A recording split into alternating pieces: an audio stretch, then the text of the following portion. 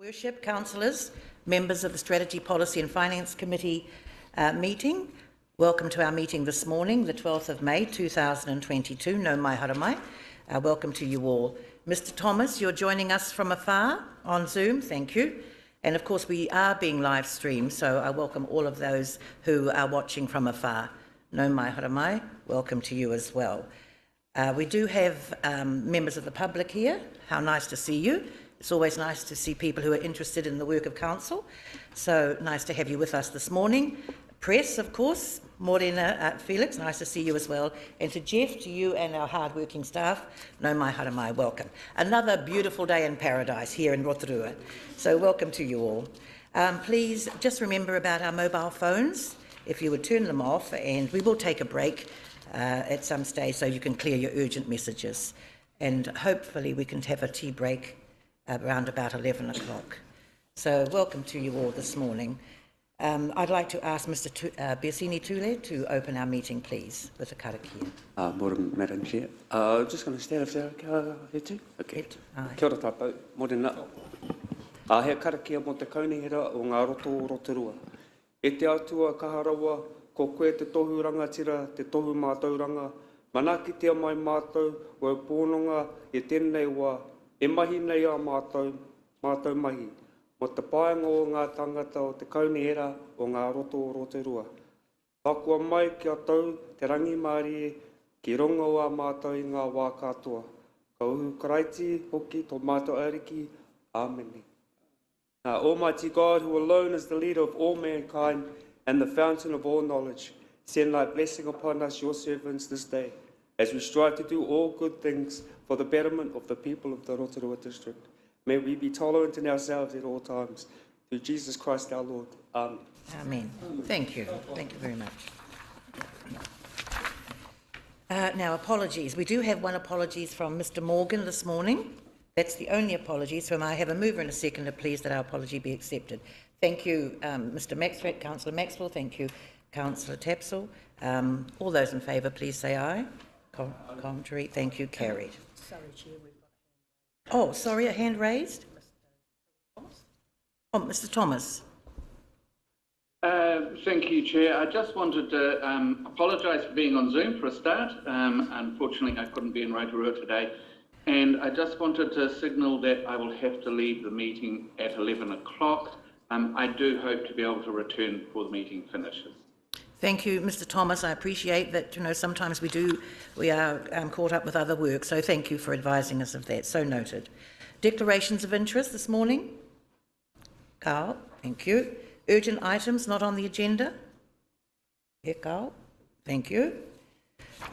Lovely, well, exactly what I like to hear. Confirmation of minutes. Strategy, Policy and Finance Committee meeting, minutes of the 14th of April 2022. Could I have a mover and a shaker?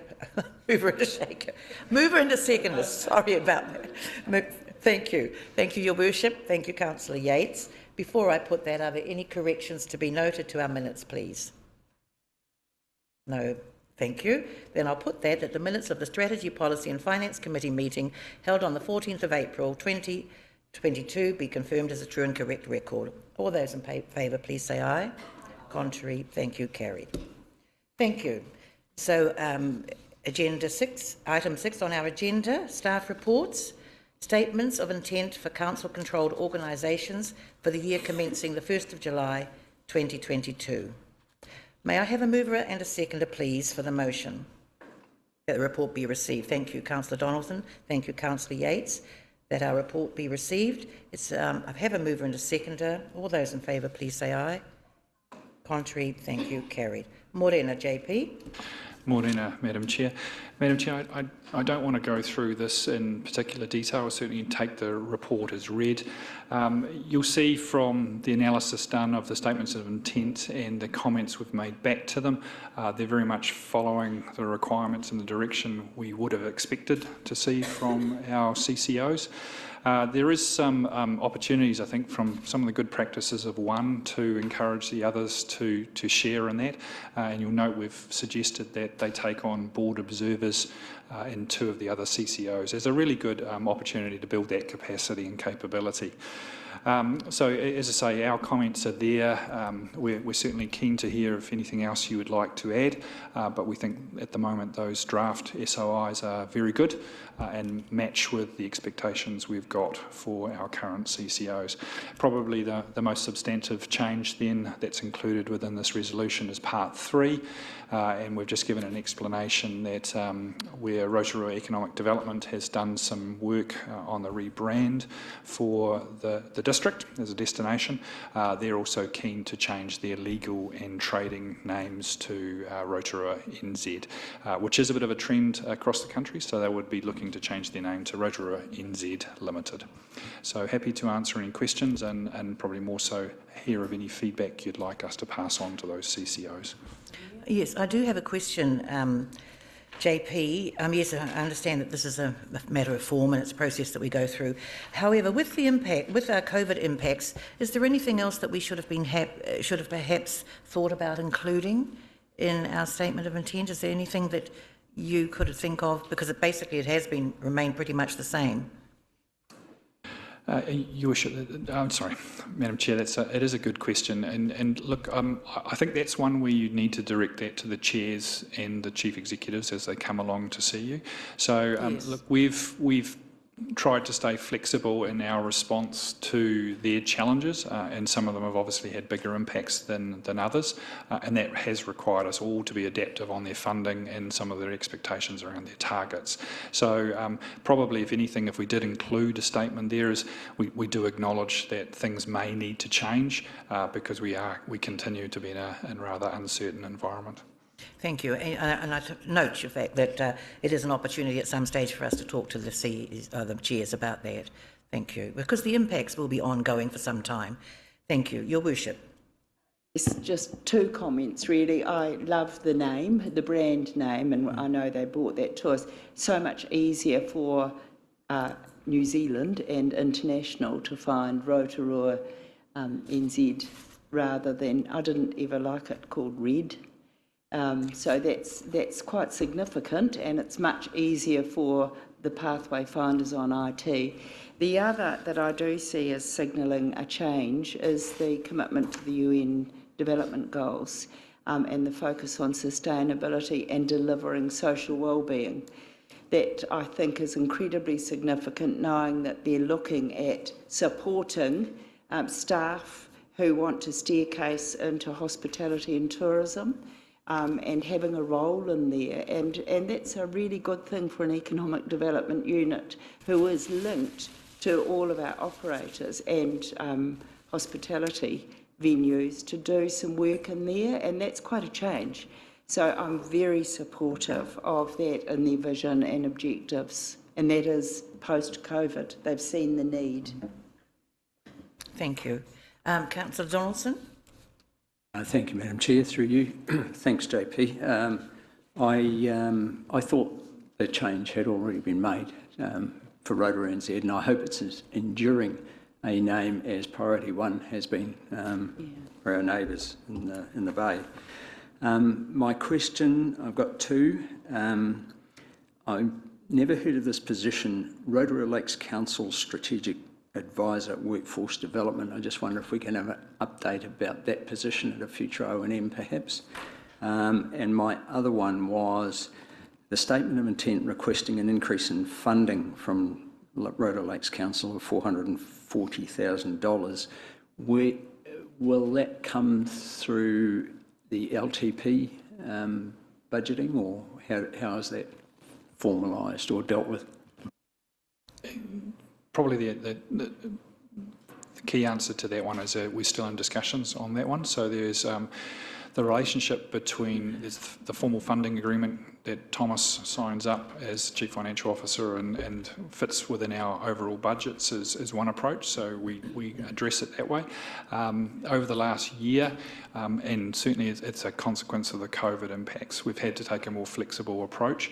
So there is a variation process, certainly from district development and almost contracting and expecting some additional deliverables by Rotorua Economic Development. So we've done that in the past too.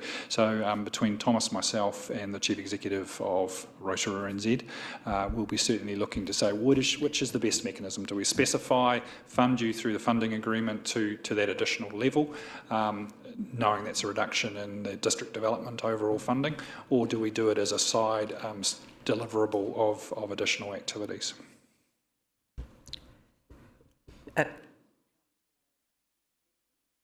Thank you, Madam Chair. Through you, my comments just on the change of the Rotorua Economic Development Limited name. Originally, it was just known as the tourism entity, basically. That's what they focused on. So I feel like we're actually taking a bit of a backward step, just going back to tourism, whereas Rotorua NZ doesn't accurately reflect the significant and important work that's done to support our local businesses, especially our small businesses here. So I just wonder what consideration was taken into in terms of if we have people that want to invest, that want to bring new businesses here, does Rotorua NZ mean anything to them? Potentially not. So while tourism is a significant and important part of the Rotorua community, I would still like the economic development side to be considered and prioritised as well. I noticed you wanted to say something, Your Worship. Happy to hear. Look, and it's about the future generations, but the portal for investors will be Rotorua NZ. It's so much easier than Red. And it is a combination of both. As soon as you go online, you see it. So I agree with you, but I think it's how people find us. It's all about search engines, how they find us, and then learn about what this agency is doing, linked in with our community. That's so important. And they're not going to drop. In the SOI, they're not going to drop those other activities at all. We believe in it. Yes, thank you, Your Worship. I'm sure that their board would have looked carefully at, as we always do, and we're looking to change a name. I mean, to me, honestly, it looked like a trucking company, Rotorua, New Zealand. You know, I mean, I just thought, well, where's the economic part of it? But however, they would have done their homework on that. So, you know. Yes, Councillor Maxwell. Thank you, Madam Chair. The question, JP, that I want to ask is that Infracore would like us to consider establishing a board observer. Just the question I have is, what kind of a person do they want on there? One of the approaches we've seen with the board observer roles is someone who, and we're leaning towards younger, who's professional, has an interest in their career development and the potential to go into governance roles later on.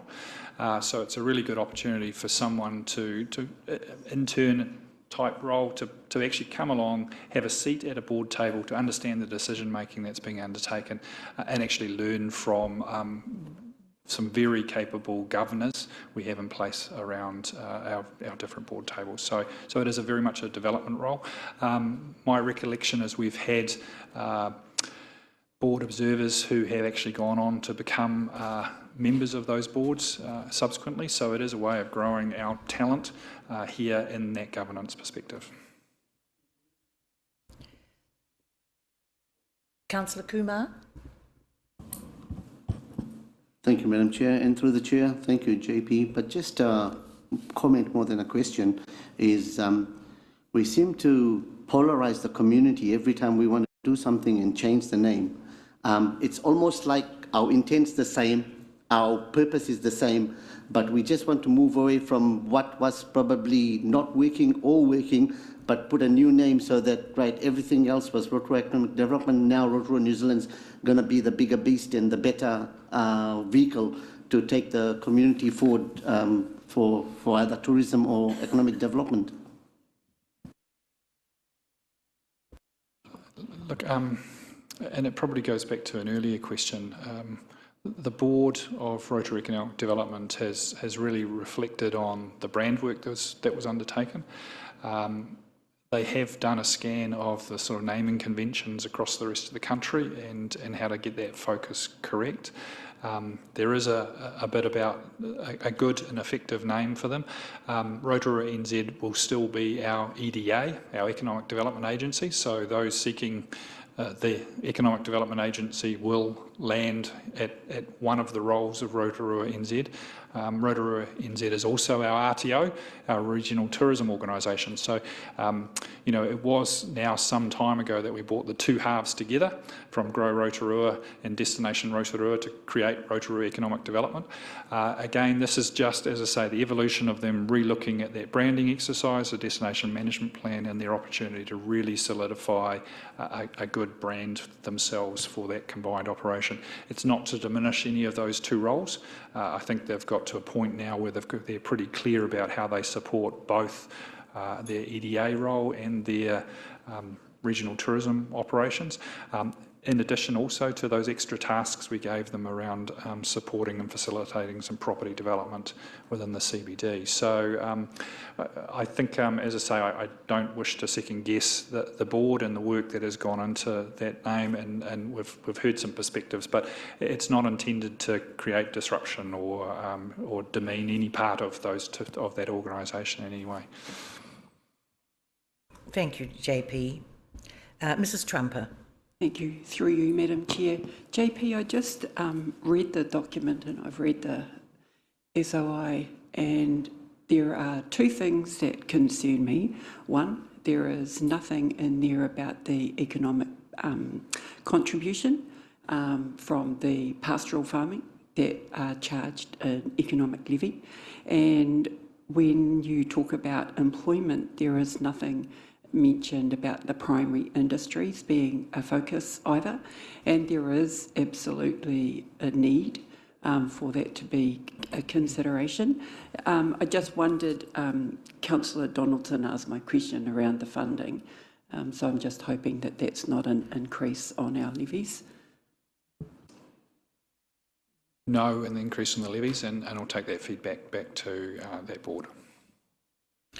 JP, I've just been sitting here listening to the questions and a couple of the other questions as well, and it seems to me that it would be advantageous to have somebody from our different CCOs here when we are looking at the statements of intent, because rather than possibly second guessing and hoping we're getting it right, we could actually hear from them as to the rationale for some of the changes. So I just perhaps wonder if we could take that on board for next time. I know normally there's no, they remain pretty much the same, but with questions that are relevant, then it's good to have somebody who's, and I'm not putting you down in any way, please, but I'm just saying it's good to have them here just as to give some to drill down a wee bit as to why.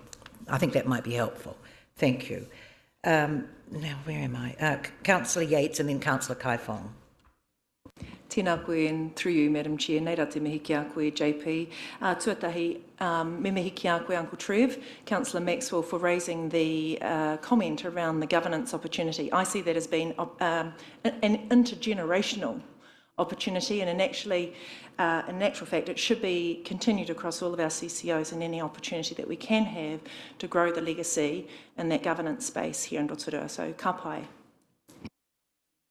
Yes, good point. Thank you. Councillor Kaifong. Kia ora, Madam Chair. I don't have a question, but signalling that I'm happy to move the motion and to make some comments at the appropriate time when you're ready. Thank you. Thank you. Councillor Wang. Thank you, Madam Chair. Thank you, JP. Yeah, I would just like to make a quick comment on the name change to Rotorua NZ. I really love the new branding and the name change. I think it makes it more personalised. I think when it was Rotorua Economic Development Limited, bit of a mouthful of words, people didn't really kind of associate that with tourism and with, I guess, the identity of Rotorua. And so with this change to Rotorua NZ, I would see as it being more personalised, more intimate, while still having that umbrella of economic development and everything under its umbrella as well. I'd also like to make a quick comment on the regional, the Rotorua Airport Limited as well, and really great to see that one of the key priorities is being environmentally conscious as well, and it's quite hard as an airport to be doing work in that space, but it's great to see that that is one of their key priorities while also remaining assets to a high standard and continuing to be a safe airport and a safe destination. And it'll be very interesting to see how the airport grows and thrives once the borders reopen again. So thank you. Thank you. We have had a mover, Councillor Kai Fong. Thank you, Councillor Donalds. It has been seconded. Are there any further comments? Otherwise, I am going to put them... Oh, sorry, Councillor Kai Fong. Thank you, Chair. I just wanted to make a few comments on the basis that I've been working closely with the CCOs and JP and the boards, and I support what's been recommended here in the paper. Just in response to your comment around COVID, obviously the airport's had a pretty significant COVID impact, but also around rebuilding the tourism.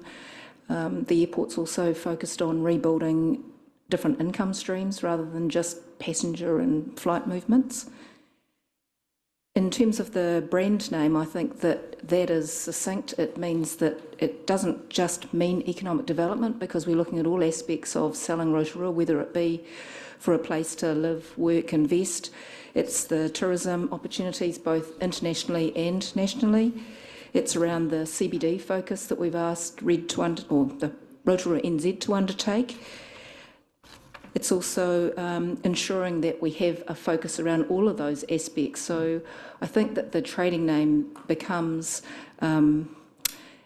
just a trading name, but we still haven't changed the focus of what we've asked that board to undertake.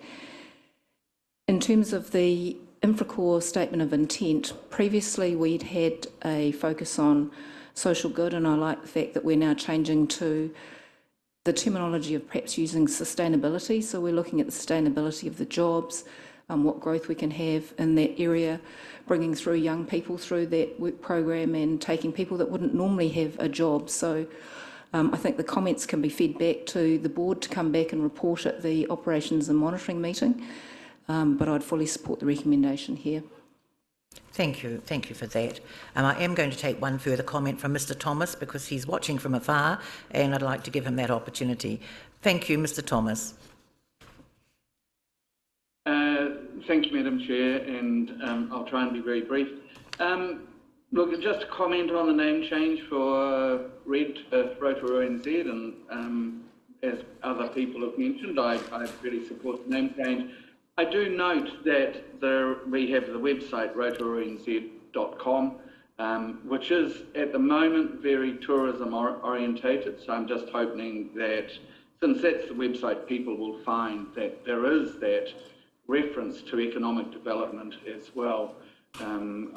Many of us here will remember that, in actual fact, Rotorua Economic Development came about by the merging of two separate CCOs, one on economic development or future economic development and one on tourism. So I think as long as they get their branding right when they're putting those messages out on the website, then we can still make sure that developers realise that Rotorua NZ is there for them as well as for tourism. Thank you. Thank you, Mr Thomas. I have had a mover, Councillor Kai Fong, and Councillor Donaldson seconded, so I am going to put those two recommendations. Number 2, that the committee resolves to submit comments on the draft statements of intent for Infracore Limited, Rotorua New Zealand Limited, currently Rotorua Economic Development Limited, and the Rotorua Regional Airport Limited as outlined in this report.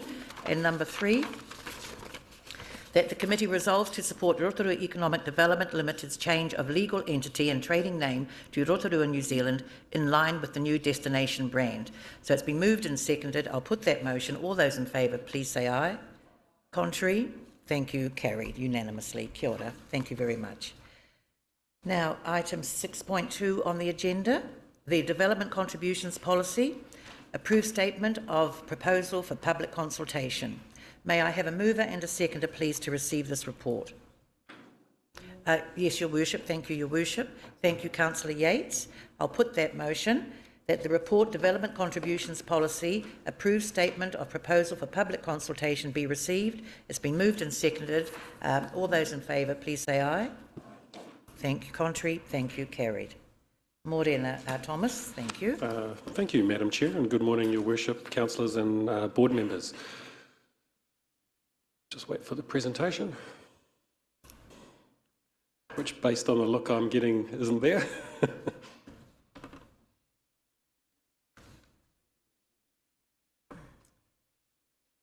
So, I might suggest a small break while the presentation is found. yes, thank Madam you. Chair, We'll just sorry.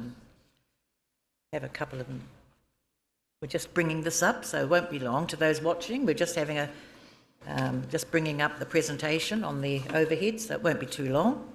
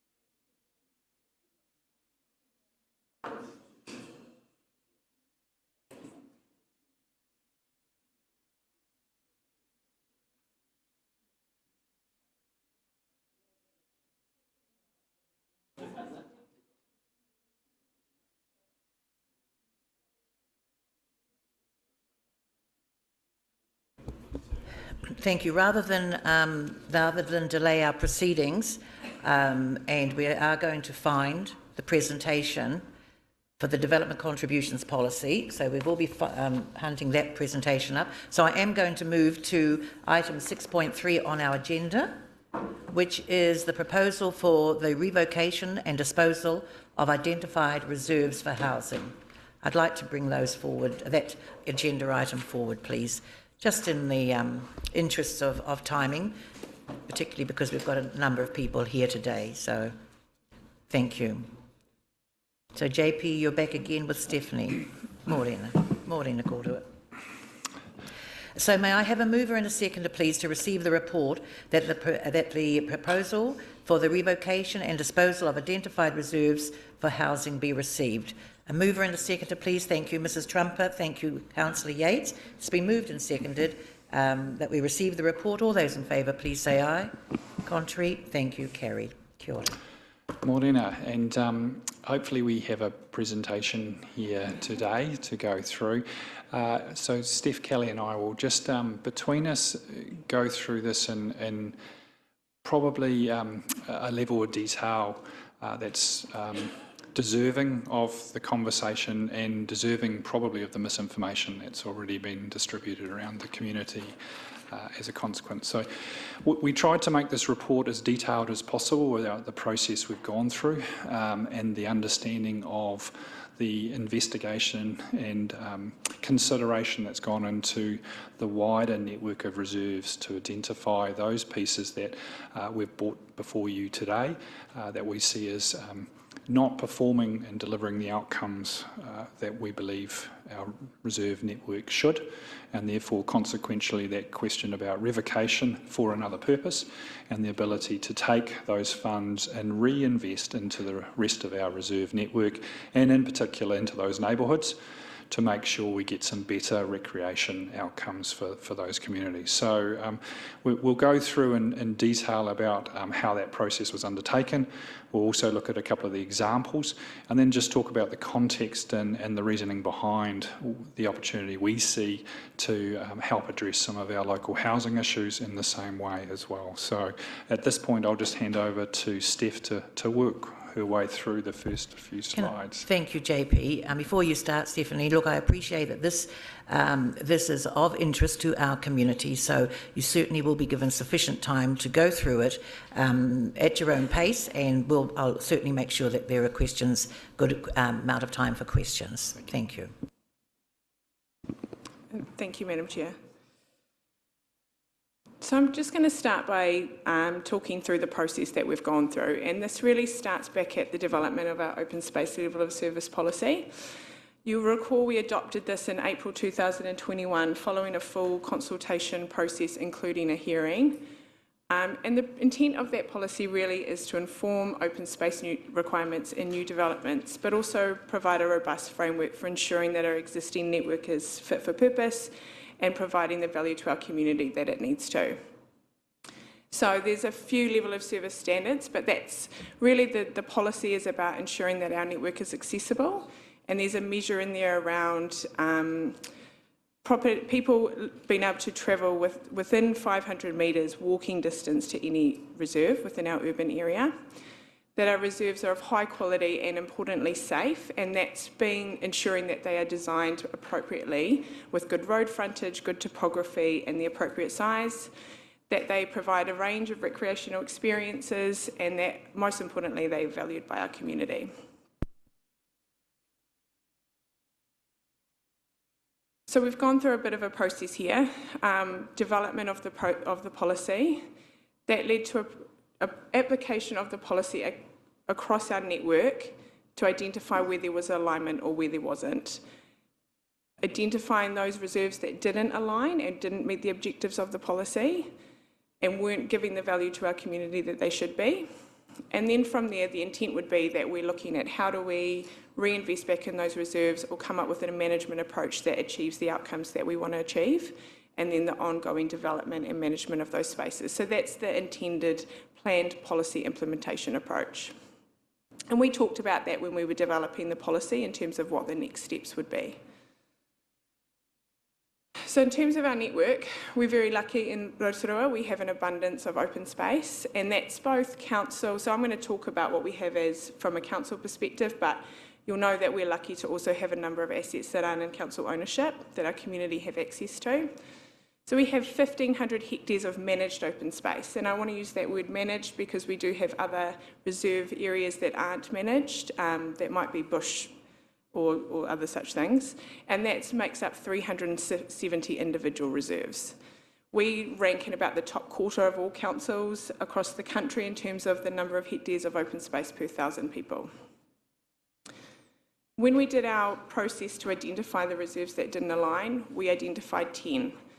And 10 as they stand now, but we do see opportunity to improve them in other ways. So really the things that were driving that was that there's no clear purpose or function of that open space. They might not be in a good location.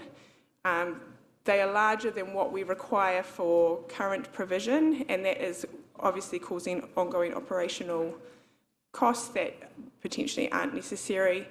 And most importantly, we have a lot of reported safety issues, and that's driven a lot by the design of some of these spaces that may have been appropriate back when they were vested in council but no longer serve the purpose. So I'm going to run through a few examples, but I'm happy to take questions about any of the other specific reserves at the end. This is Gallagher Street Reserve off Gallagher Street in Springfield. This reserve council has had for a very long time. It was vested in us in the 60s, I believe. It is fenced and has been under a grazing licence for the majority of time that council has owned it. There is good provision of open space in this community, so it's not serving the purpose of which it was intended to serve when it was originally vested. This is High Road Reserve. The reserve actually makes up the bit, as you can see on the map, in orange and in green. The bit in green is actually occupied by a kindergarten that have a lease for us. We're not proposing to make any changes with that. This reserve is an example of one that's really poorly designed. It's behind houses, it has very minimal access, it has no visibility. All the properties backing onto it have 2-metre high fences. We've had a number of conversations with the kindergarten, and they talk about a lot of unsavoury behaviour. Drug use next to their fence lines while their kids are in the yard, etc., and numerous reports constantly of other things, dumping, glass, drinking, other such things, and that's really because you can't see into it. The only opportunity to really improve this would be to create road frontage, and that would mean removing a house. And I guess this is just an example of the Western Heights community where there are a number of reserves proposed. but there is an abundance of open space here. And I want to be really clear to say that where we're proposing part of a reserve, that's just indicatively what staff have suggested, and I guess that's part of what we'd be looking to seek consultation through from the community. Can I just add to that one? And again, we did our first of our housing information sessions last night for the community, and one of the things that I was at pains to communicate was that as our city has evolved and changed, often we have not followed along behind and made the corrections or improvements that we should have. So the two main reserves being cited there were formerly sports grounds in the old style where we used to have playing fields spread across the city. And at some time in the past, we created new central hubs at Pukatawhiro Park and some other parks where sports grounds were concentrated.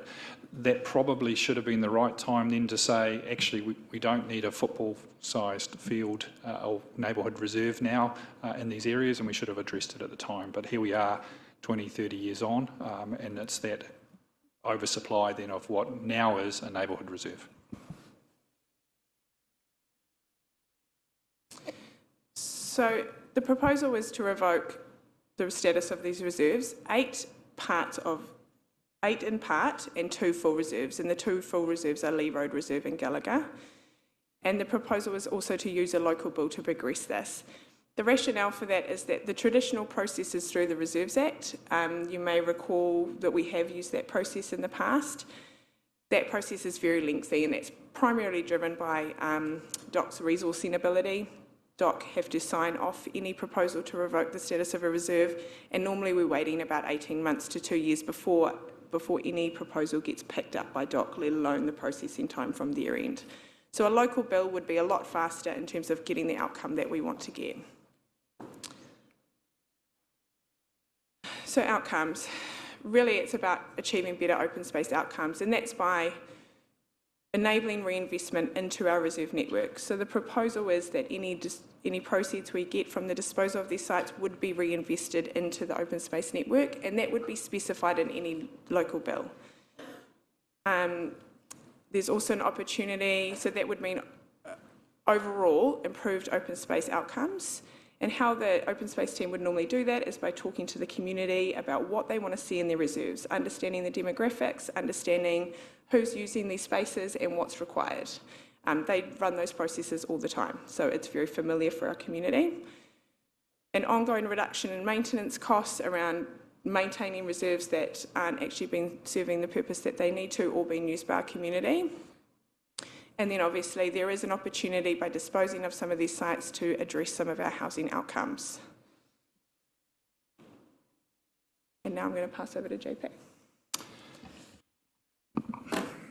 Councillors, this was the logical split in this presentation too, because really it comes back to probably our other main set of issues. So whilst we've come at this from a very specific view about the quality outcomes around our recreational space, if we take a view that actually now we have some surplus land to talk about, we do have a challenge around housing and a housing crisis within our community. So really at this point it was a case of saying, well, how do we create an and from that disposal question? And the and here is to say, well, how do we get more homes built, both public and affordable and market orientated homes? So really the second part of this was to say, actually let's be really clear that if these reserves are not contributing as well as they could to the outcomes from a recreation perspective. We've talked about disposal and reinvesting back into the quality of the remaining reserves in those areas. How do we get the and here of some housing outcomes which are positive also for our community and our city? So we had talked directly to Kang Water, and Kang Water have been given the challenge of putting in place as quickly as possible public homes. And you'll see in the report also they are open to a discussion about whether first home buyers, Kiwi builds, could also be incorporated into some of the sites that they are interested in. So they are very keen on direct sale from us, which would enable them to move very quickly into developing housing, affordable, as in Kiwi builds, and public homes that we so desperately need for our community. Similarly, there was an initial partnership discussion with the Fordlands Community Association and Kainga. That's expanded now into a view that there's probably a need for a community housing provider, but certainly the community at Fordlands and their association are very keen to partner with someone to put in place some public housing or social housing within the Wrigley Road Reserve. So that's one of the ones we've targeted there specifically for an ongoing partnership discussion there. The remaining sites that Kainga are not interested in, or we believe would be more valuable as a direct sale to the market, have been proposed in the report as well. There is a number of developers looking to develop and would be accepting of conditions about speed. And would also be interested in exploring some different housing typologies on some of these sites as well. So part of this is also, if we take a view of some of these reserves being oversized or having challenges around safety, introducing housing or comprehensively developed housing also provides that oversight and that visibility onto the existing or remaining public spaces. So we've talked to you before about our housing plan, and we've talked to you before about our relationship with government and trying to help them and ourselves address our housing crisis. And there's certainly an acknowledgement from a government's perspective they can't act alone here in solving the housing crisis. And we've certainly been encouraging them to say, hey, outside our normal functions, we need some help as a community to address our housing challenges. So there has been a request to say, look, we're focusing on trying to address housing within Rotorua so we can start addressing our significant emergency housing problem. But they were quite keen on seeing us being a tangible partner in some short-term solutions. So this became an opportunity for us to say, actually, there is a distinct opportunity there if we are to encourage Kainga to exceed its targets and produce more public homes within our community. Our contribution may be to find some appropriate land where that could be undertaken. So we talk about the partnership we have got with government and really goes to that relationship, and I just wanted to be clear about where we're up to with that. So over the last 2 years, the work we've done and the partnership we've done with government has been a unification of our understanding of the significant housing challenges we have. So we've done a Homes and Thriving Community strategy where government participated with us. We've actually had those government agencies help us with our housing and business assessment. So we've partly funded that. The Ministry of Housing and Urban Development also did a place-based assessment. So that has all contributed to an understanding of the scale and significance of our housing challenges here in the city across a range of demographics and as we grow. So that work was really important because it actually gave us the fundamental case to actually make some applications for additional funding through government. So Stavros has already applied something like $9 million from the Three Waters funding to stormwater catchment work in the west side. But we were also successful through the Crown Infrastructure Partnerships program in receiving $55 million to enable housing on the east side. So if you recall, 35 million of that is in upgrades to the state highway that are currently proceeding. 15 million was to do stormwater to support the Whananui development, and that's proceeding and should over time release something between 1,000 and 1,200 homes. And a further $5 million of that funding was to support local roads and cycleways. So that's been really important, and as you were aware last week, we've been successful in getting also through to the last 35 projects who have access to the $1 billion Infrastructure Acceleration Fund.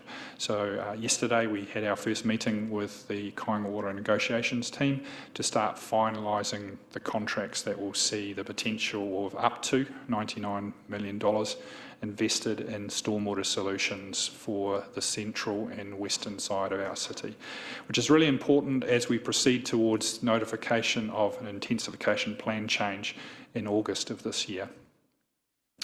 They also supported council's involvement as a Tier 2 council with the Tier 1 councils who are implementing the medium density residential standards. So apologies for us having our acronyms up there, but the medium density residential standards, which will be part of that intensification plan change. And most critically, from a planning perspective, our involvement in that enables those provisions to allow infill housing to come into effect immediately in the city from notification. So a really significant planning provision that is being backed by government support in us being able to invest in our core infrastructure, which needs to be upgraded to accommodate housing. So really, really important there. We've also talked in the past about our involvement with the Emergency Housing Task Force, and as a consequence of that and the recommendations made to ministers, the government put in place the contracting of the 13 motels for families at its significant cost, and put in place the support service. In addition, they also put in place, and it's recently been opened, the hub to provide a far better set of management around emergency housing clientele. So as a pilot, those investments are upward of $40 million to do that as well. At the moment, Kaingaora's housing program is looking to exceed its target, which was 190, which was announced a few years ago by this government, to be in place by June 2024. And again, they've been encouraged, and they would certainly take the opportunity to exceed their target because they know our demand issues around public homes. And I've been repeated many times the deficiency we have had as a community from the national average of public homes, regardless of discussions around how many people are in emergency housing. And finally, and it's quite important for us to think about our future development strategies. Sorry.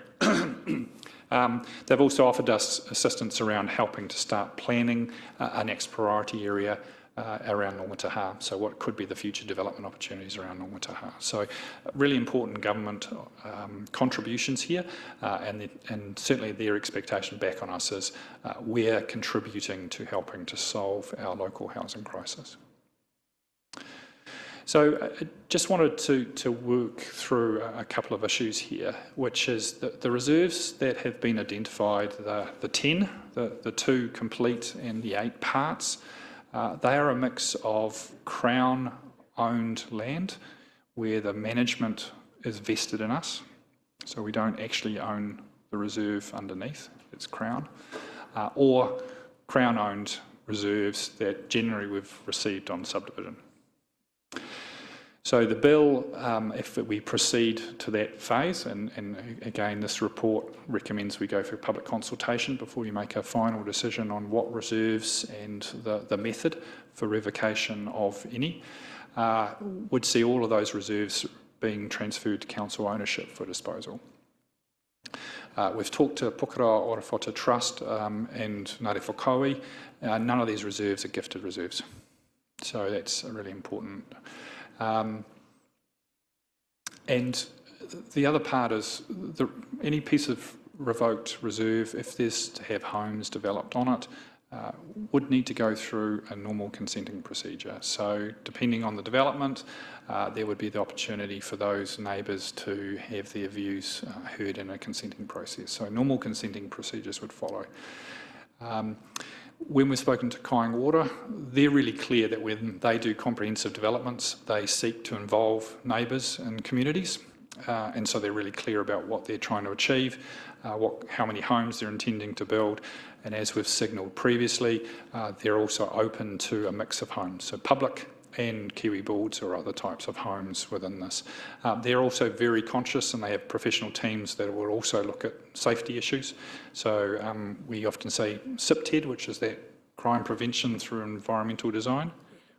Got it. So they have experts in that to make sure that some of those issues we've talked about here in safety can and will be addressed in any developments they do.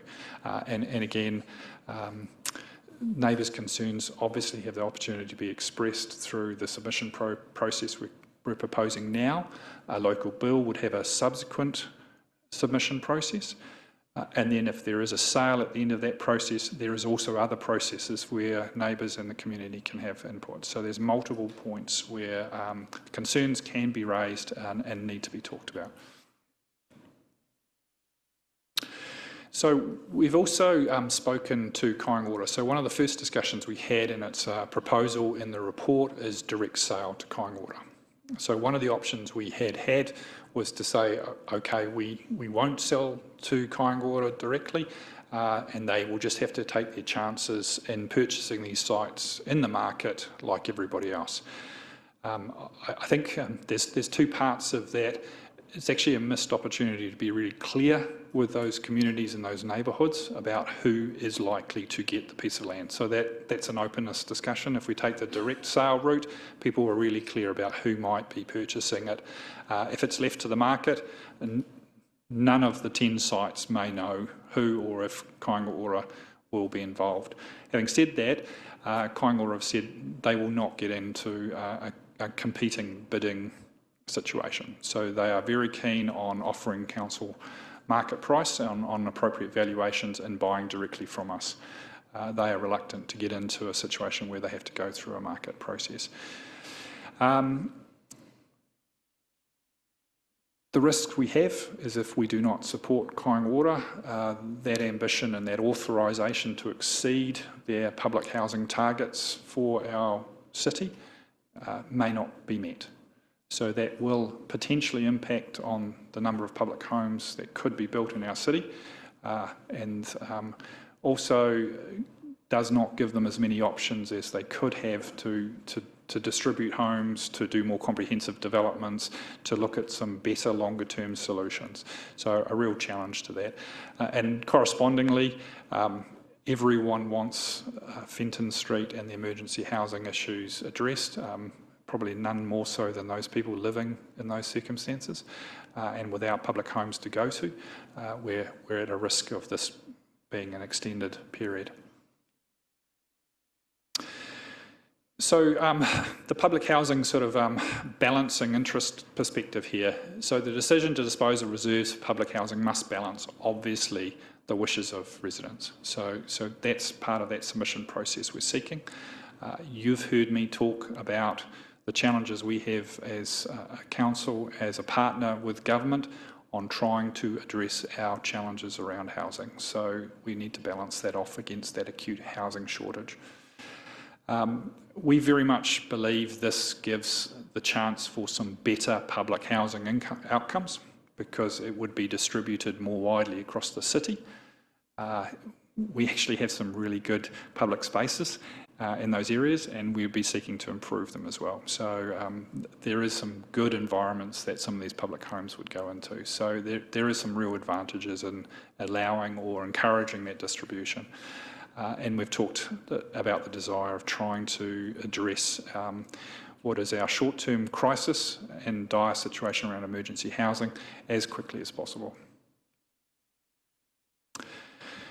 So you'll note, councillors, that we've been exhaustive in our recommendations to you today. So we really wanted to put into the recommendations to you today a lot of detail about the why, and hence the couple of recommendations noting some of the issues and challenges we have, some of the policy directions about making sure we have the best possible public spaces we can, and also sort of citing the process as one where we go out for consultation with our community, because we do need to hear from our community.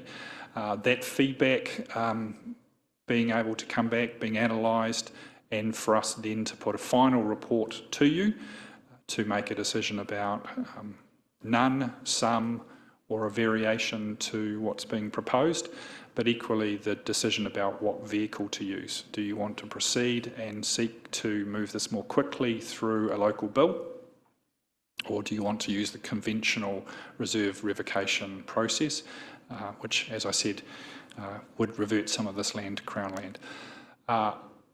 And do you want to proceed with some of these sites being identified for direct sale to Kang Water or not, or any other parties?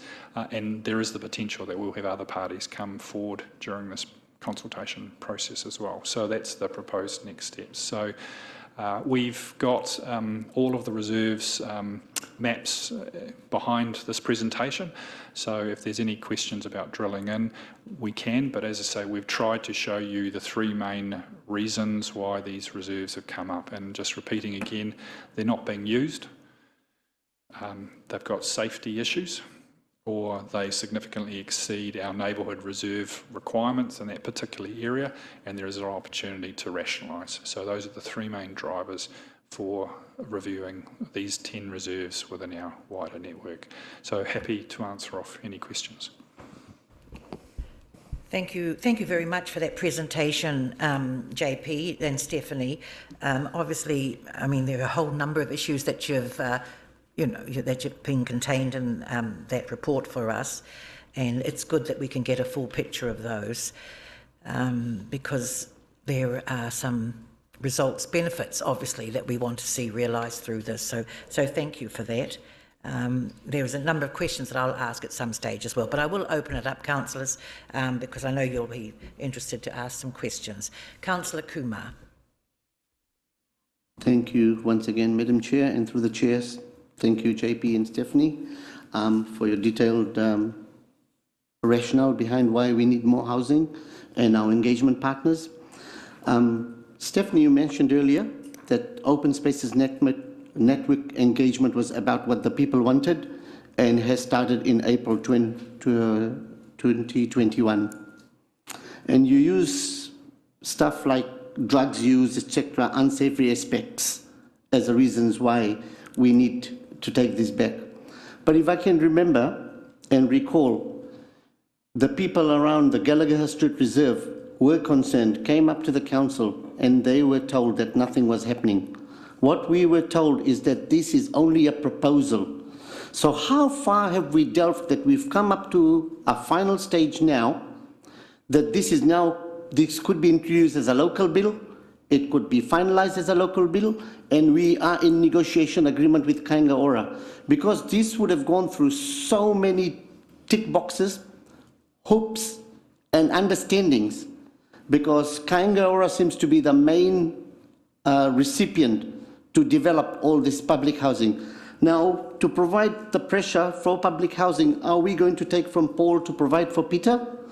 Because if we had, I mean, sorry if that analogy doesn't exist, but if we are going to be under pressure and providing more housing and saying now that we need to go and communicate with the public, shouldn't we, before we went to do all this work, ask the community? Or maybe is it an easier way of saying, hey, look, if we get 5,000 petition numbers, we will not go ahead with this. That's probably a cheaper way of doing it. Or saying, if we see 1,000 people line up outside council or in the Fenton Street, we will not be going ahead to do this.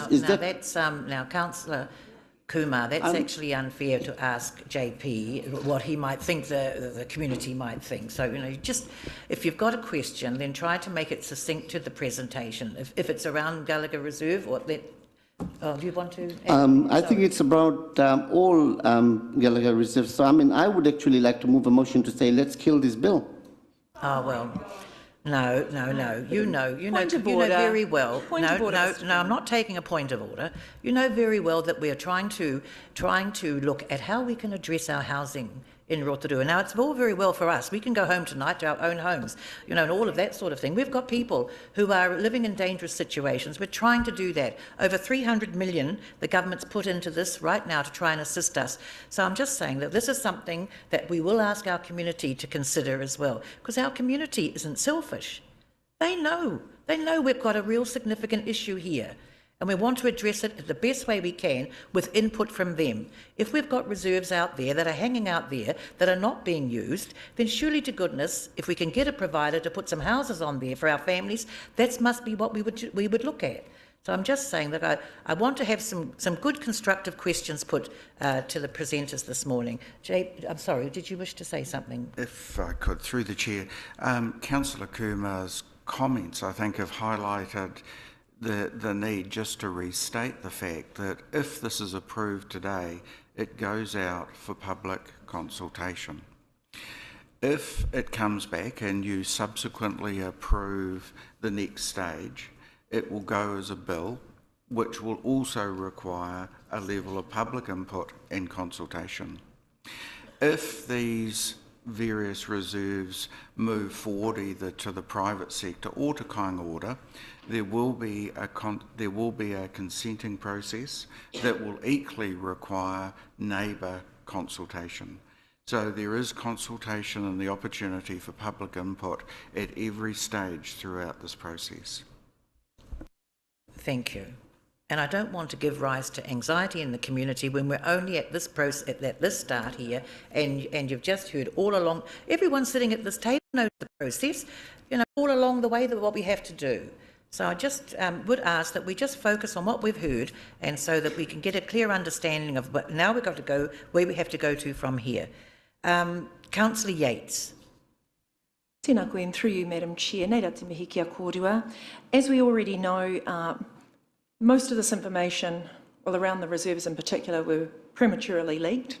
But as a result of that, I would like to actually acknowledge our manuhiri who have attended today specifically to hear about this. It's critical. It's critical that they get the right information. It's critical that we're hearing how the process works too. So, me mihi kia koutou katoa. I would also like to, so the question I do have is, will our public be able to see, as we've seen today, exactly what partly looks like, so that when they are making their determination and providing their submissions, as we know some already have, they'll be able to make that with an informed visual on the actual land blocks that have been designated. Thank you, and through you, Madam Chair. A short answer to your question is absolutely. So we would be seeking to develop a statement of proposal that included all of the information that's contained in the report, including any maps or photos that we might have. And I just want to be clear in terms of the parts, it's what we've come up with indicatively, but we would be directly seeking feedback, looking to seek feedback from the community about what they might think is more appropriate or how it can be changed. So we'll be making all of this information available as widely as we possibly can. Just, and I think it's worthwhile repeating again, we've done some analysis. We have identified a number of reserves that did not meet those criteria against that open space policy. So that was, in effect, a long list. And there's a question about creating unnecessary anxiety in communities and with neighbours if these sites were not viable. So we've had a question in the past about, look, you're predetermined, you've already identified them, you've done all the work, it's a done deal. No, that's not the case at all. It was very important for us to say, look, we've analysed them, we've identified some potentials.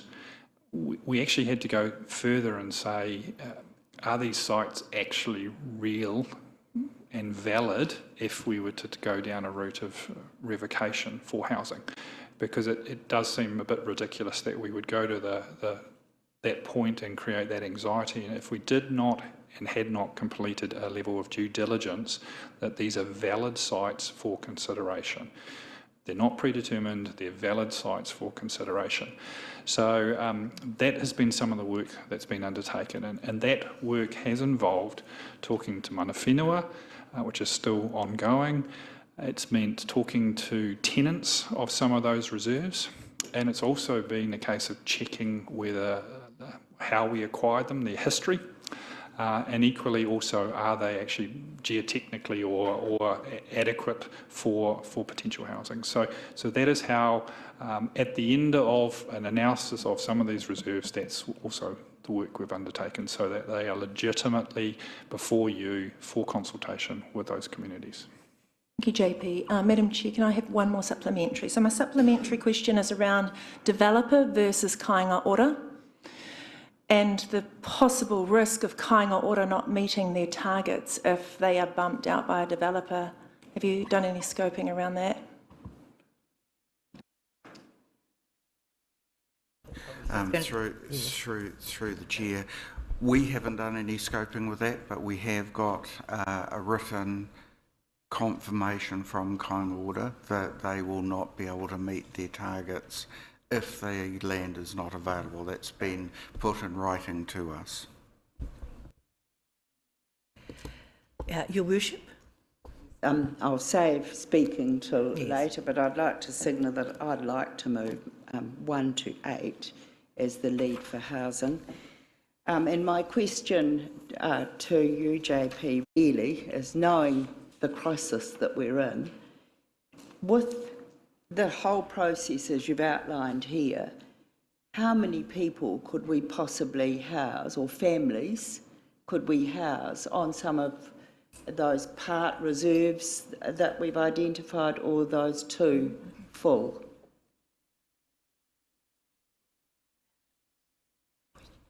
The current estimated yield is about 120 homes, but I guess with the change to the medium density provisions, that could increase. So it really would come down to the site specifics, but a minimum of 120 houses. And just the second question, and I agree that the sad thing about this was the leaking, because no information went out. And so we've got very anxious people.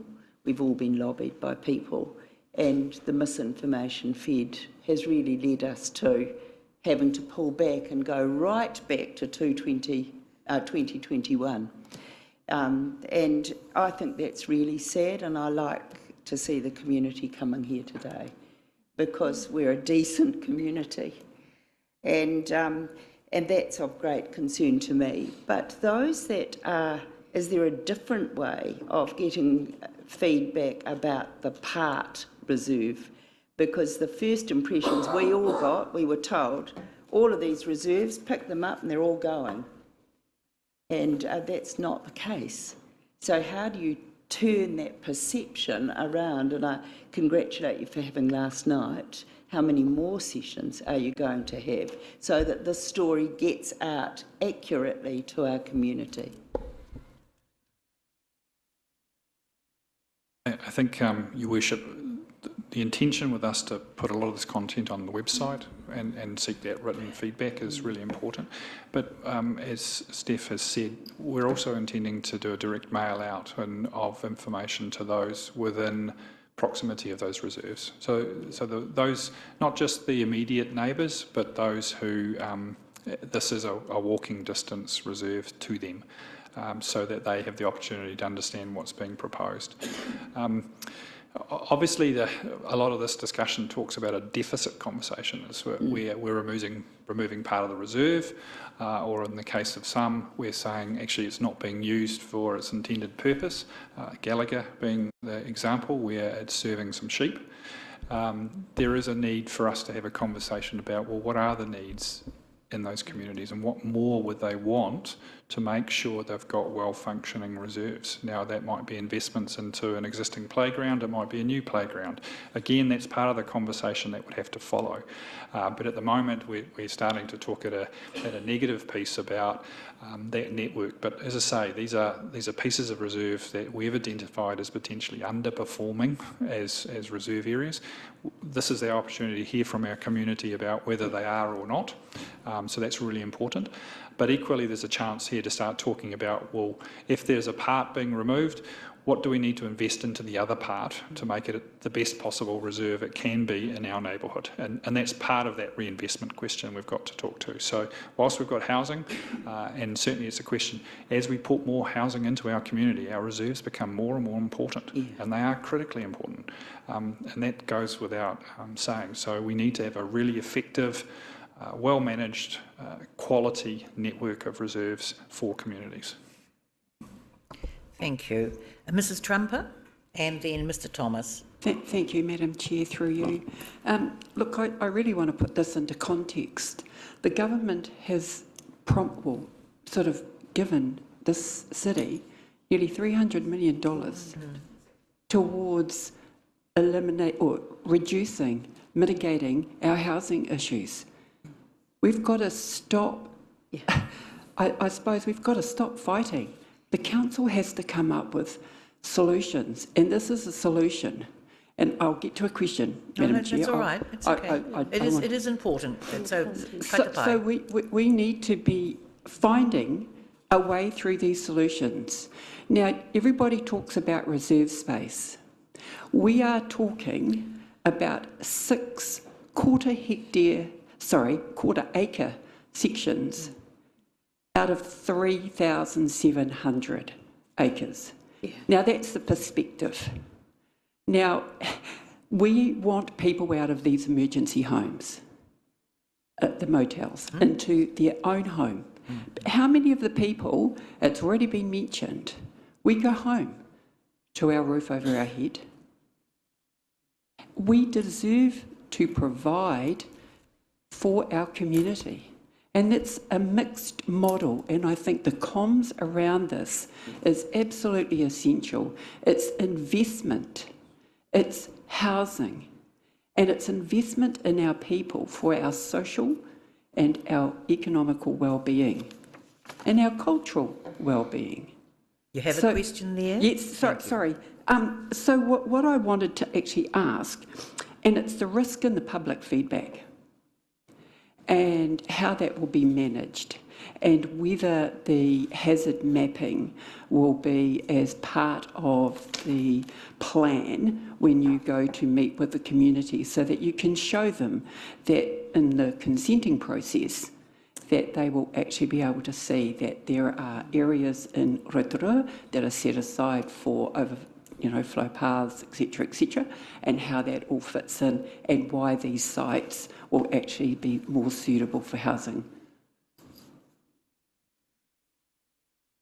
I think you're angling to some of the topics that they're actually going to be part of that housing information series.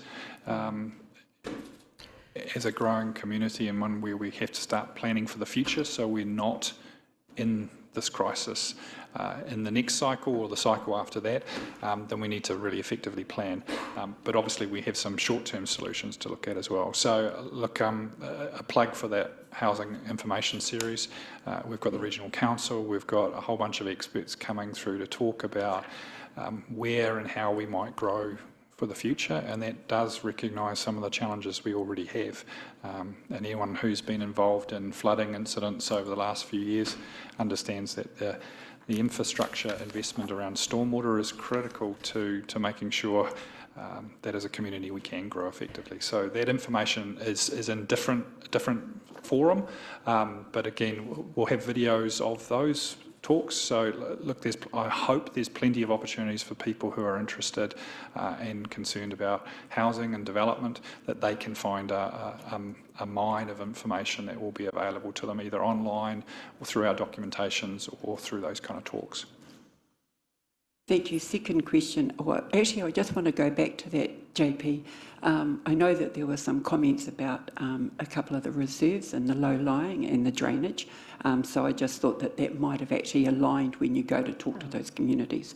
But the second one I had was around some of our rural reserves and whether any of those, I know that there is a section down in Golden Springs. That's not related to this. No, I know, but I just wondered whether there was going to be any well, I don't want us to get confused. I don't want to muddy the waters, so I'd rather we just left that one aside. Thank you, Mrs. Trumper. I'll move on to Mr. Thomas and then Mr. Biasini-Tule. Thank you. Thank you, Mr. Thomas. Thank you, Madam Chair, and through you, and I hope you will indulge me and let me make just a quick comment around my questions. Well, can I just state... I realise I won't be here for the... Mr. Tom, all right, thank you. I'll make an exception for you, but I would ask councillors to put your questions, and then once we put have a mover and a second, I'll put that motion later, and then we can open it up for the comments. So, but because you are departing soon, Mr. Thomas, thank you. Thank you, and thank you for allowing me to do that. Look, and the comment is, having listened to the presentation from JP and Stephanie, I do support the motions before us, even if I won't be here when the vote is taken. But I have two questions. One is around if the proposal does go ahead after consultation, I'm just wondering about what will happen to the income from selling the 2 reserves and the 8 park reserves. I'm wondering, will that money be earmarked specifically for improvements on the remaining and perhaps new reserves, or will it be used partially to help do the infrastructure improvements that we'll need there? That's my first question, then I have one more.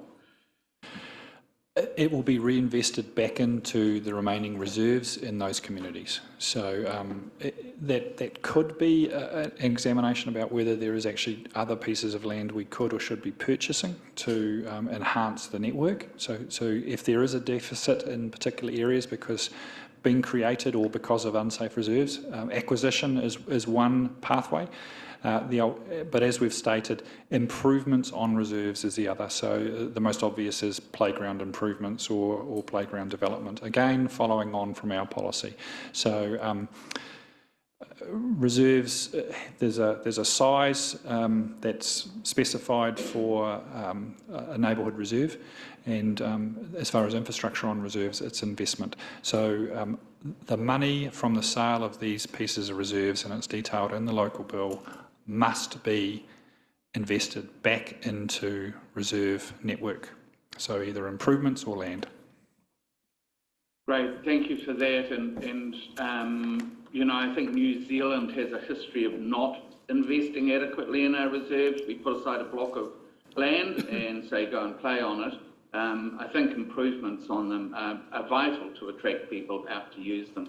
My second question is just around the proposed local bill, and thank you for explaining why going through the traditional route of revocation of reserves wouldn't work for us in this instance because of the numbers that are Crown reserves, and they would go back to the Crown and we'd lose control of what happened with them. So thank you for explaining that, because that was going to be a question. But I guess what I'm interested in is what sort of risks do you see in going down the road of a local bill? We've had an example of a local bill that just recently that Council has put forward that then inspired a national debate, and we sort of lost control of our message in there. So I guess first part of the question is, do you see a risk in that happening with this bill? And then just for members of the public, you know, we haven't really heard about local bills. We've suddenly had one, now we're suggesting a second. How frequently are they used by local government to get things like this through? Do you have any ideas on that? There is examples of the use of local bills for reserves. So one of the questions we had earlier on was temporary use of reserves, so for housing. So again, as we've been in a crisis, there was a discussion early on about saying, should we put forward a bill for temporary use of reserves? Now, that was Christchurch's response. So Christchurch had a bill that allowed them to do that, and I think after Kaikoura earthquake, that similar sort of approach was taken, but Christchurch is the example. So there is a history of using local bills to move more quickly through the Reserves Act processes. Another option has been that Palmerston North has had a local bill on reserves as well. So I think the question was, is there a history of local bill use around reserves? And the answer is yes. Right, and risks, do you see any risks about it getting, you know, us losing control, since it'll then be Parliament that makes a decision, not our community or us? One of the things that I think is really important in this bill, and it goes to a bit of the misinformation that's been talked about, whatever reserves you make a decision on, if any, when you've had the feedback that we're proposing over the next month or so, they are specified. No other reserves are included. None can be added. So this is very specific to whatever reserves are included in the decision by this council to go forward with the local bill. I think the question there was, but some of those could come out through a subsequent process. So again, it's not a case of those get more going in, but some could come out through the local bill process. But I think that's the opportunity for our community. through 2 processes to have passed their feedback into either the feedback that we're proposing now here locally, and then through into a select committee process as well. But just to be clear, no reserves can be added in, and it does not give us carte blanche on any other reserves. Great, thank you. And thank you, Madam Chair. And once again, my apologies for disappearing in a few minutes' time. And once again, I do support the proposals before us. Thank you, Mr. Thomas. Thank you. Mr. Biasini Tule, and then Councillor Tapsell, and followed by Councillor Donaldson. Kia ora, Madam Chair. Kia ora, JP. Stephanie, thank you for your report. And to the public who want to engage in this process, welcome. A couple of short questions.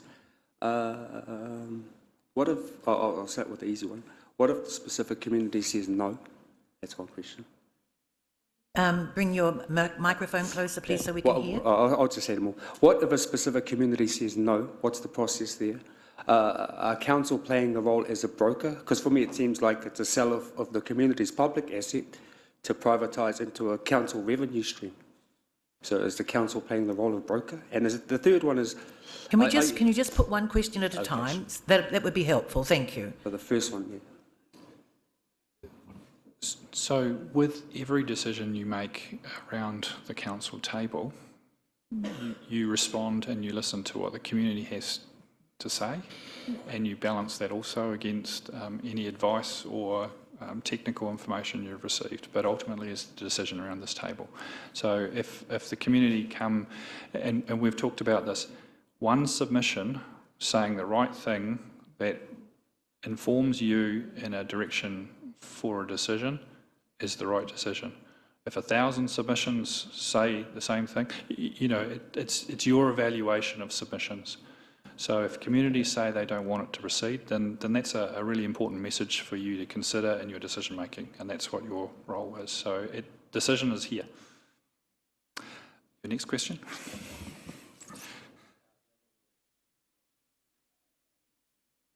Yeah, the role as a broker. I just feel like we're taking a community asset and privatising it and then turning it into a council revenue stream. The council is steward of a whole bunch of public assets. We've put before you, we have some underperforming public assets. And that's, again, that will be subject to feedback by the community. So we're saying we're considering taking that underperforming public asset and disposing of it for another purpose. But reinvesting the value of that public asset back into our public assets. To me here, the net sum is we're trying to get the best network asset out of our recreation resource we possibly can. So I don't understand the view of us privatising or anything like this. We're disposing of some areas that we believe are in excess of our policy and reinvesting back into our network assets. So all of those funds will be reinvested back into the existing assets. And it goes to my last question. I used to live in Leslie Ave, so Turner Drive. Oh, yeah. Yeah, Turner Drive, that park. When we first moved up there, I think I moved out of Ford Block about the 89, 90. It was just a soccer field. So they provided the poles and the shed, but no real soccer teams. We didn't have the Turner Drive soccer team. But then, so it was just a park. And then a few years later, they gave a small park for the little kids. And all us big kids were like, oh, so what do we do? And so if Turner Drive Reserve is going to be turned into houses, where do the kids play? If you go back to the maps in there, Turner's Drive is being proposed to have the size of the reserve reduced. So we're maintaining a neighbourhood reserve. So the intention there is that those kids can still play on a neighbourhood reserve. The potential there is to say that it still has got to be of sufficient size to serve that community, and potentially we can invest back into other assets on that reserve to make it a more successful play space, rather than just a big grass. I think that's my problem. If you underspend over 10, 20 years, of course it looks run down, so you can flick it off. And so that big field is going to be the right-hand side houses and that small strip of park. And I think back then we wanted the whole park to be developed because that was the only central place all of us kids could play in. And now there's now going to be a smaller park. So we're talking about balancing communities and community well-being, but the kids get the smaller park. It's anti-intuitive to a good community to me. Thank you, Mr Bersini-Tuli. Thank you. I'll move on now to Councillor Tapsell and then Councillor Donaldson. Thank you, Madam Chair, through you. And firstly, I just want to acknowledge the pain and uncertainty that this discussion has caused our community. I've got two questions. First one on consultation. I want to ensure that we are having meaningful consultation and we will honour the feedback. And I have a question on why this is not a limited notification application. And what that is when we only allow submissions from those who will be adversely impacted on this. And so for that, that would be just the residents around these reserves. And I ask that because, well, we're going out not only to neighbours of the reserve, but in the recommendation we also say that we'll go to the wider community. But without a doubt, it's those residents nearby that will be most affected, not people that don't live by that reserve. So that's my first question on why it's not limited to submissions. Limited notification decisions are generally applied to the RMA process, so that's a consenting process. This is not a consenting process. This is a public engagement process about our reserve network. You're absolutely right. Immediate neighbours have a particular very relevant perspective on that, but equally someone who's 400 metres away who may walk their kids to that reserve has a perspective as well. Both are critically important to the network decision. And I think equally, you know, this is a conversation about the management of our full network. So one of the things you've seen in the maps that we've included there is even the 400 or 500 metre catchment is not relevant. You know, there's walkways, there's paths now down through the Utahina, there's connectivity, there's mothers with babies, walking routes, there's a whole bunch of other things that actually go wider than just that. So people will have potential comments around housing, but I would feel really concerned if we restricted our engagement to a small catchment, which may be wrong. Thank you.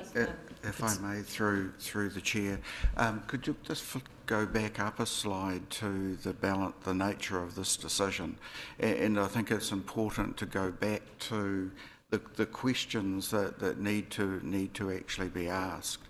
So firstly, you have got most definitely those people who live around a reserve, and they are obviously a party that will have an interest in this. You've also got a broader neighbourhood, and I think, as what was pointed out previously, young people use reserves far in excess of those that are living next door to the reserve.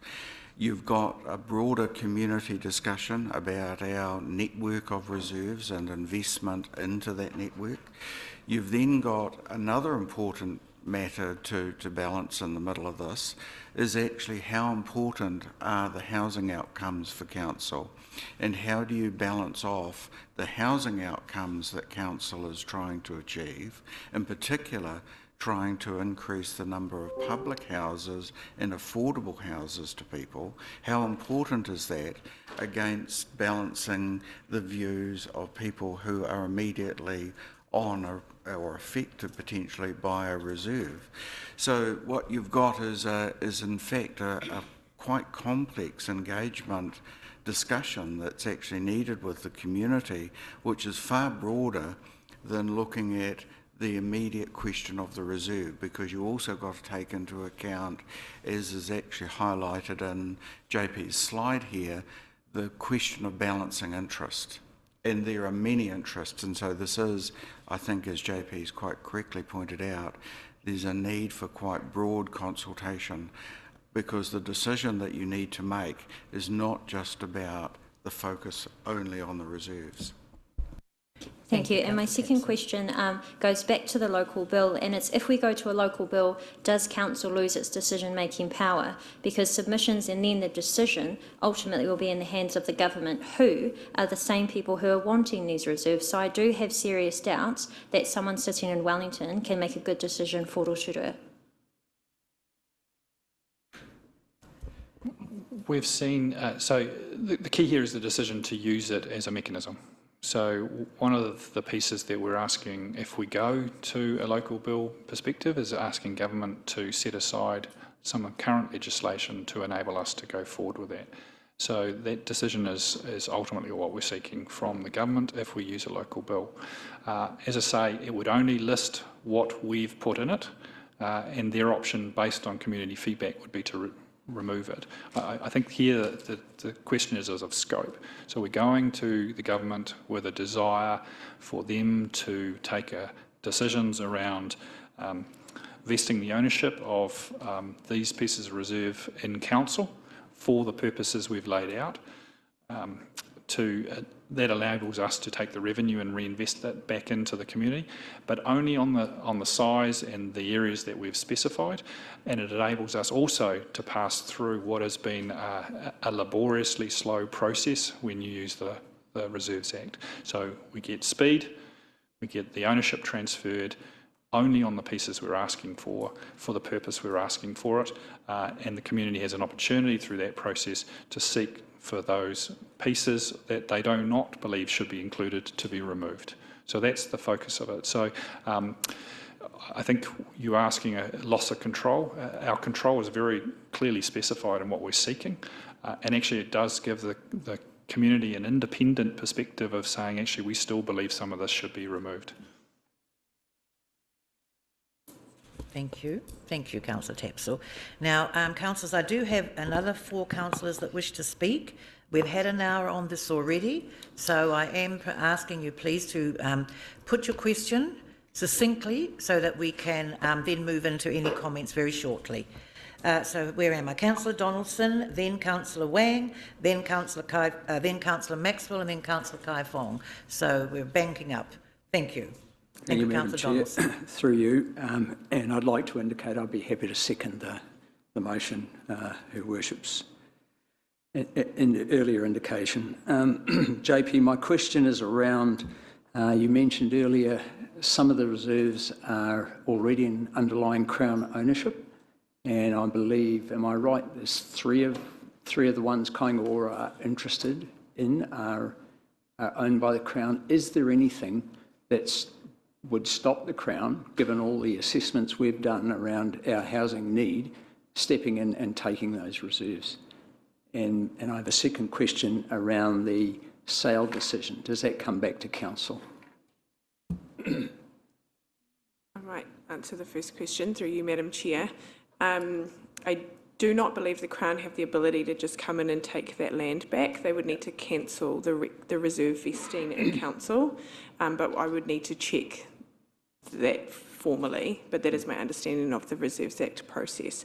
But you're also correct in that 3 of the reserves identified by Kaingaora are underlying Crown ownership. Yeah, and my second question was around the sale. So we're going to get a robust valuation if we get to that point of the market value of any reserve before it is sold to any of the purchasers. That will be a decision that comes back to council as to approve each individual sale. That's correct. Councillor Wang. Thank you, Madam Chair. Thank you both for the presentation, and I leave it to some quick questions. Mr. Thomas actually asked my first question, which was around the proceeds of the sales going back towards the reserves network, and if possible, I guess it's kind of replacing a poor quality reserve that doesn't meet the standard with a good quality one that actually does meet the needs of the community, and how that would work as well, but I guess that would probably be a later conversation. My question is kind of around Kaingaora, and in the report noted that it's that one of the requirements would be conditional on Kaingaora committing to developing the sites within 2 years. So obviously that would be happening in 2 years, but what would we be doing to support them, I guess, achieving that goal? Would for example, the consenting process be fast-tracked, or would it just follow through the normal process? It would follow through the normal process. when they're through the resource consent for obviously a subdivision to put a number of homes or properties in there, you are aware that they have their own building consent authority. So when it comes to the actual physical building of a house, they can do their own building consents. But the resource consent process would go through council. And as I said, they have an engagement team when they talk about developments to talk to communities and neighbourhoods about what they're proposing. And doing open days about, hey, this is what we think we're doing, this is the mix of homes, this is the style, and this is how we're dealing with some of the issues that arise in developments. Thank you. And my second question is around, it's been on everyone's minds, we are in a housing crisis and we have a massive deficit. So is there any possibility that we could, with, as you mentioned before, the medium density standards, that we can set a minimum requirement, a minimum number of lots, whether that that be higher density, like duplex or duplex style. The estimates we have now are based on the current council rules. So that's the 120-ish homes across this area. After August, there may be some additional housing types that could be included, which may increase that housing potential for Kaingaora or any of their market ones that are sold. But again, it's hard to set conditions then around that. And look, my view would be, if we're successful, it's the community engagement that has driven some of those conversations about density, style, outlook, safety. All of those issues are considered with a community view within the context of our rules. So my view would be we should be talking and be clear about who we're selling to. And I think that's the important conversation we need to make sure our community is aware of. Who are we proposing to sell this to if it is revoked? The second part is then the conditions around, certainly for Kaingaora, please put in place a mixed model. So there's some opportunities not just to address the public homes and emergency housing, but there's other people who need homes in our community. So first home buyers options are there as well for them to consider within a mix. Market then applies to market, so there's some provision there. I think our key here is our only real other condition on everyone is speed. The sooner we get homes built, the sooner we can start addressing some of the challenges we've got. And obviously when you put in place those kind of contracts on sale and purchase, if someone has failed to get to that point, then there's a potential that they have forfeited their purchase and it's returned to us at the purchase price, at which point we can then on-sell it to somebody else who try and move more quickly. But my expectation would be, if we take some of these to market, that we would be not only seeing what the price is, but the track record of a developer to move quickly to that point of being able to build within a set time frame. Thank you. Councillor Maxwell and then Councillor Kaifong. Thank you, Madam Chair.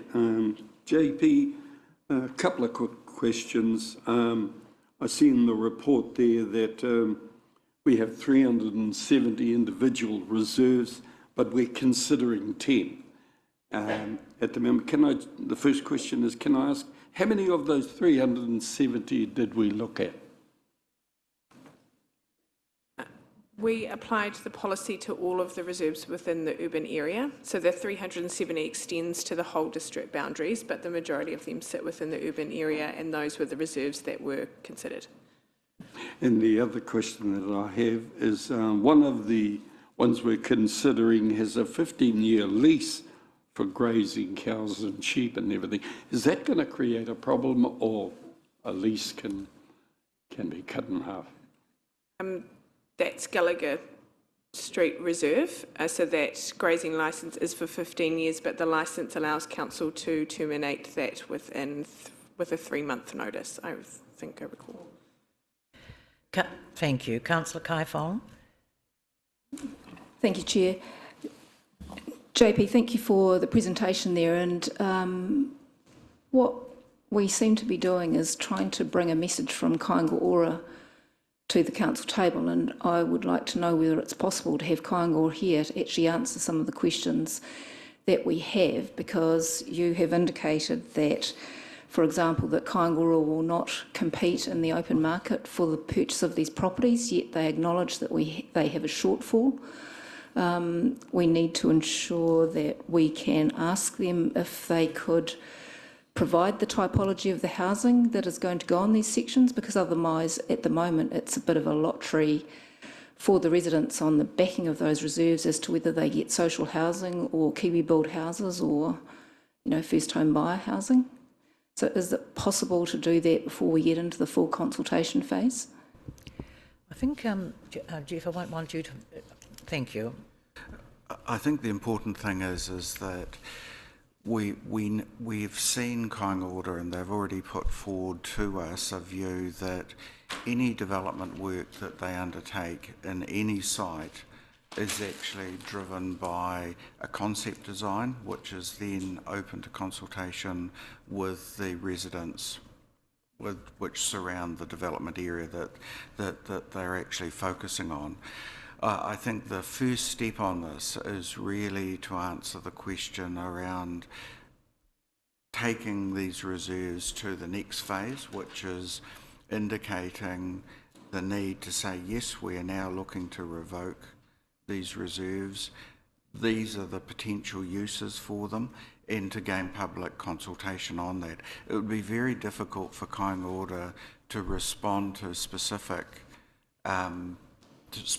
questions around particular reserves and how they're going to be used without a decision of council, firstly, to say that this is actually now something that does need to be considered. That said, I think Kaingora is open to attend a meeting of council. I think it's potentially the next operations and monitoring meeting where they're talking about some of the work that they are already actually have got underway. There would be an opportunity to talk about this proposal, but as I say, I think they would qualify any discussion to say, well, we need to know this land is available prior to actually going through to a concept piece of work that is actually needed. And we also need to understand what the sort of feedback is around these reserves so we can actually align any potential use to the aspirations that we're hearing. I could just add to that too, and my understanding from the regional director at Kaingora, he was quite keen on, and even just citing some of the examples of developments they've done in other provincial cities. So it may not be specific about our individual sites, but they can certainly say, look, in Hastings, on a similar size block as a couple of these examples, this is the kind of housing typology and this is the kind of development we've undertaken. So they've got some real examples which would inform some of the thinking that goes into our specific sites. But again, I agree with the Chief Executive, you couldn't get down to that view of how would you develop these until there's a decision. And I would probably assume that's probably not appropriate for a lot of people who feel we might be then preempting a decision we've got to make about whether these reserves are actually going down that revocation route. But they'd certainly be keen to come and tell us about some of their developments they're doing, and it's a long way from state homes, so I think they'd be very keen to give examples of where they've done some new developments.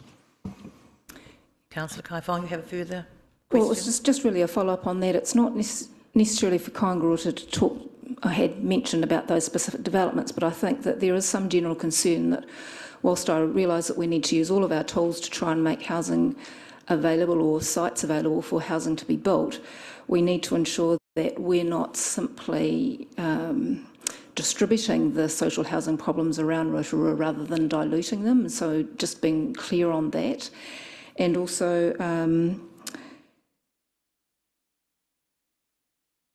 what other opportunities have Kaingora got in terms of the current sections or homes that they own with the medium density residential standards coming to effect? So is there an opportunity for them to redevelop other sites? So I think it's that wider discussion with Kaingora as to what are the other opportunities available. But I'd be certainly happy that this goes out for public consultation, but for Kaingora to be part of that public consultation, because I think that that's the missing piece in what we've been presented today. Look, I don't know I think if you... as we've discussed, there's certainly the opportunity for them to come in here and talk about their strategies and their program and certainly their options and some of the things they've done in other centres, which I think hopefully should give our community some confidence that we're moving a long way away from old state homes. Thank you. I don't know, I hope I didn't hear you correctly, or perhaps it might have been just my interpretation, Councillor Kai Fong, but people who are housing poor are not problem people. And that's what I got from your... No, I wasn't, and sorry. I'm sorry if I've taken that the wrong way. Yes, you have, Madam Chair. Well, thank you very much, because people who are housing poor, they know they're looked down on. They do. They know that everybody doesn't want it. Everybody says here, anywhere but near me. So we just need to sometimes understand that they are people with families. And I have no problem with that at all. What I was just trying to say in terms of the fact that we've got this comment up here that we need to shut down the emergency housing. We've just had a report at the last council meeting about the fact that we have very high levels of violence and domestic violence and crime at these places. So just making sure that we have a plan, that we are looking at all aspects of it, that we're not just shifting the problem from one area to another. So it's the overall concept of what we're trying to achieve. So, thank you. When you have unsatisfactory housing, when you've got families living side by side in accommodation that was never designed for families, never designed for permanency, then you will get those problems. When people are in their own homes, it is quite different. So we need to understand what it does mean for families. We really need to start, understanding what it does mean for these families. Many of them who've lived in these in motels now for nearly 2 years. 400 young children go to school from our motels every day in this city. The long-term implications of that, I can tell you, are not good. So the sooner we can do something to address the housing needs. But so I'm just want to make sure that we're getting this right. Look, now thank you very much for the discussion. We have had a mover and a seconder, Mayor Chadwick and Councillor Donaldson. So Mayor Chadwick, I'm going to come to you now. Thank you. Thank you. And I'm so glad this has come to us today in full committee and with our community boards and Te Tato. I think this is a huge conversation. We have said in our long-term plan that housing and community safety, and they're intrinsically linked, are our top priorities. And we now know the numbers. And we know the numbers living in emergency accommodation. I see this as an investment, but I also see that our community needs to be invested in understanding what we're trying to do here. We must move at pace. I want to clarify too that the Crown hasn't said they want these. They've never said, we want your reserves. They've actually, in partnership with us, and Minister Woods said it at the opening of the Housing Hub, what more can we do together? Where is more land? And we said we have been doing some public spaces work. We have got land, along with subdivisions, along with land that people are putting into this mix of housing need. And so it is also interesting, the revocation process. We had an item last week at Council about the camping ground at the Polytech at Toeohomai. We started that revocation process in 2008 and we signed it off the other day. So we cannot wait 14 years to look at our reserves to see, can we open some of them up? Can we move some completely from the equation? That is not able to help us in our housing crisis. So I'm pleased they've said they'll help us if the mood of our community is that we need to do something about our reserves. And we have to put skin in the game. We as council, we've done it with our planning, we've done it with infrastructure, we've done it with every bit of funding we can get from government in our partnership that we undertook. It is actually it's over 400 million. It's phenomenal. But we've also got to be part of the equation of solving housing for our people. And that is part of what Te Tato has said in their housing plan. So we've all got to be in this together. And I like seeing the public here today. I've heard, you know, good things like COVID. We loved our reserve. That was where we got our freedom when we couldn't get out in our homes. We could get onto our reserves and walk our children and go out and have a bit of fresh air and play. So our people have to be invested too in helping us find solutions here. And they're not unkind. There's been a huge mix of responses to us all, and I've been very moved by some who see the need, just how we go about it. They want to be invested in finding and supporting that process. Some of the reserves, and I know the one Councillor Biasne-Tule mentioned, or Mr Biasne-Tule, yep, we played soccer around a lot of these reserves too, but some of them had a reserve not very far away. And actually we're saying we could do better use of our reserves. We could do better use. And that was the whole thing in our open spaces policy. So we've got to do something. We've had the help of the Crown with intensification. We've had the help of the Crown with infrastructure, with so many parts of this. This is our opportunity to work with our community to say, what does the future shape look like for us for housing our people in a time of crisis? I congratulate you, Stephanie. I know it's been difficult for you, but you've faced the public and you've gone out and you've talked to sports clubs as well as people, and there'll be much, much more of that. But all of that is caught in here. I'm pleased that you've got a short period of consultation, because I know if I lived on one of these, I'd want to be involved in a community meeting, and I might have great suggestions for reinvestment in that part of that reserve. And so I like the balance here. I think it's fair, I think it's reasonable, and it's going to give us pace to address a crisis that, frankly, I'm sick of seeing is all focused on one street in town, and that's Fenton Street. And we've got to give those people hope that they will be housed decently. And this is just part of us doing that properly. So I'm thrilled to speak in favour of these recommendations. Thank you. Councillor Just a point of order, sorry, Madam Chair. I didn't want to interrupt Her Worship in her speech, but there does need to be a correction. The Crown did ask. It's asked for some land on page 26 of this report. It says Minister Woods asked Council to examine its land holdings. So that was the trigger to assist Kainga Order in their targets. I won't argue with that, but she didn't want to take over the reserves. It was asked, what can you bring to the table for your community, as well as us contributing and investing in homes? That's all this is today. Thank you. Councillor Donaldson. Thank you, Madam Chair. Quite obviously, as seconder, I support the recommendation. We have, and this is only the start of a number of discussions with the community on this kaupapa, but we've disposed of community assets before, as Her Worship has alluded to recently with Toia Homai. I can think of others where we've disposed of community assets to address historic grievances where we've used the Public Works Act, and Runga, we were here acutely aware of that one.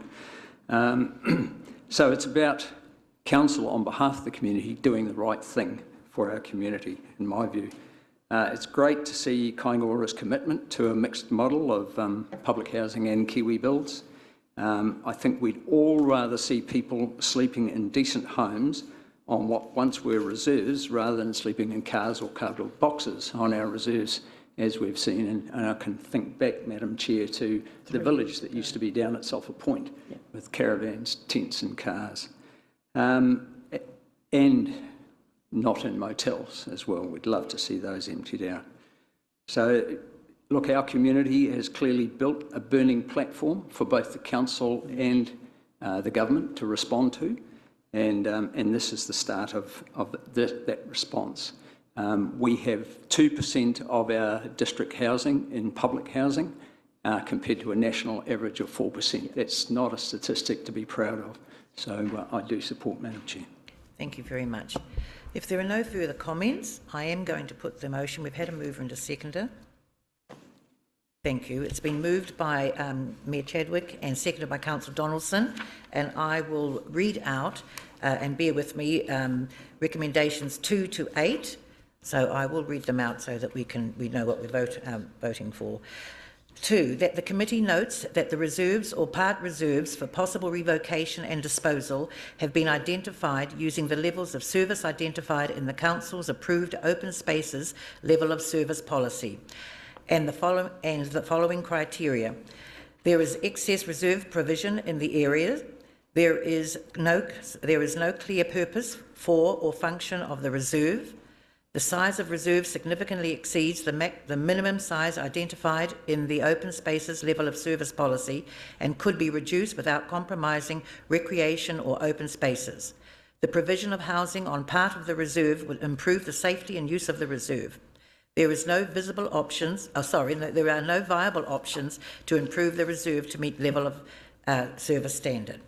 3, that the committee notes the significant housing deficit that exists in the Rotorua urban area, identified in the Housing and Business Capacity Assessment, the below average number of transitional and public homes available in Rotorua, and significant emergency housing problems. 4, that the committee recommends to Council that consultation with neighbours of all reserves proposed and the wider community be undertaken through the distribution of a Statement of Proposal, SOP, a document inviting written feedback for a period of 4 weeks on the proposals detailed below, that the feedback be used to inform Council's decisions on whether or not to proceed with the revocation and disposal of any reserve or part reserve. The legal method for revocation and disposal, that is the local bill or existing Reserves Act process, the reserves to be developed or enhanced with funds received from the proceeds of the disposal, and any conditions to be applied to housing development by the purchaser. 5, that the committee recommends to Council that the following reserves, 2 full reserves and 8 parts of reserves, be proposed for revocation and disposal in the Statement of Proposal. Lee Road Reserve, Coulter Road Reserve, part only, High Street Reserve, part only, Glenholme Reserve, 2-117 Clinkard Avenue, part only, Gallagher Street Reserve, Linton Park Ward, -16 Kamahi Road, part only, Wigley Road Reserve, part only, Turner Drive Reserve, part only, Park Road Reserve, part only, and Steeles Lane Reserve, part only. 6, that the committee recommends to Council that the Statement of Proposal identify in principle the preferred legal method of revocation and disposal of reserves be through a local bill, and notes that all proceeds of land sales will be reinvested in improvements to existing reserves or the purchase of new reserves. 7, that the committee recommends to Council that it includes within the Statement of Proposal that it supports in principle a direct sale to Kaingaora of the following reserves or parts of reserves: Lee Road Reserve, Coulter Road Reserve, part only, High Street Reserve, part only, Glenholme Reserve, 11 Clinkard Avenue, part only, Turner Drive Reserve, part only, Steeles Lane Reserve, part only. And that the sale of these reserves to Kaingaora be conditional on Kaingaora and Council reaching agreement on the value of the identified sites, and Kaingaora committing to providing mixed model housing developments that include a mix of social housing and progressive home ownership models and market sale, and Kaingaora committing to delivering housing on the identified sites within 2 years. 8, that the committee recommends to Council that remaining identified reserves or parts of reserves be sold via market sale or directly to a community housing provider where appropriate, conditional on the purchaser committing to delivering housing within 2 years. I have a mover, Mayor Chadwick, and seconded by Councillor Donaldson. I'll put that motion now. All those in favour, please, of those recommendations 2 to 8, please say aye. Aye. Contrary? Madam Chair, can I... Oh, sorry. Contrary? I just wanted to signal I would be happy to accept 1 to 8, but I would oppose 7. Oh, you can have that noted in the Yes, minutes. thank Thank you you. very much. Thank you. Thank you, and likewise. And likewise. With 7, thank you. Mr. Biasoni? Oh, you want yours recorded against? Fine. Councillor Kumar? Fully against. Fine. Thank you very much. Well, I hope we were all listening to the presentation. Sorry, Madam Chair, thank you. And I do need to state that it has been carried. Thank you very much. Sorry. Yes. Sorry, and perhaps just for the public's understanding that this decision will now go to full council for sign-off and then into consultation, so not completely over yet. Yes, I did ask that question myself, and I understand that it will. Thank you. Yes, it will go to full council later this month. Thank you very much, councillors. It is now half past 11, and we've had an hour and a half on that paper, and thank you very much, JP and Stephanie, for that paper. It's good that we can all get our head around the contents, and it's going to come up for discussion again within the community, and it behoves councillors and the committee members sitting here to look at it, to look at the paper and everything contained therein, so that we can help our community also when they have questions and come to us. So thank you very much. I propose that we take a 15-minute break now before we move on to another substantial paper, I think, as well. Thank you, councillors, committee members.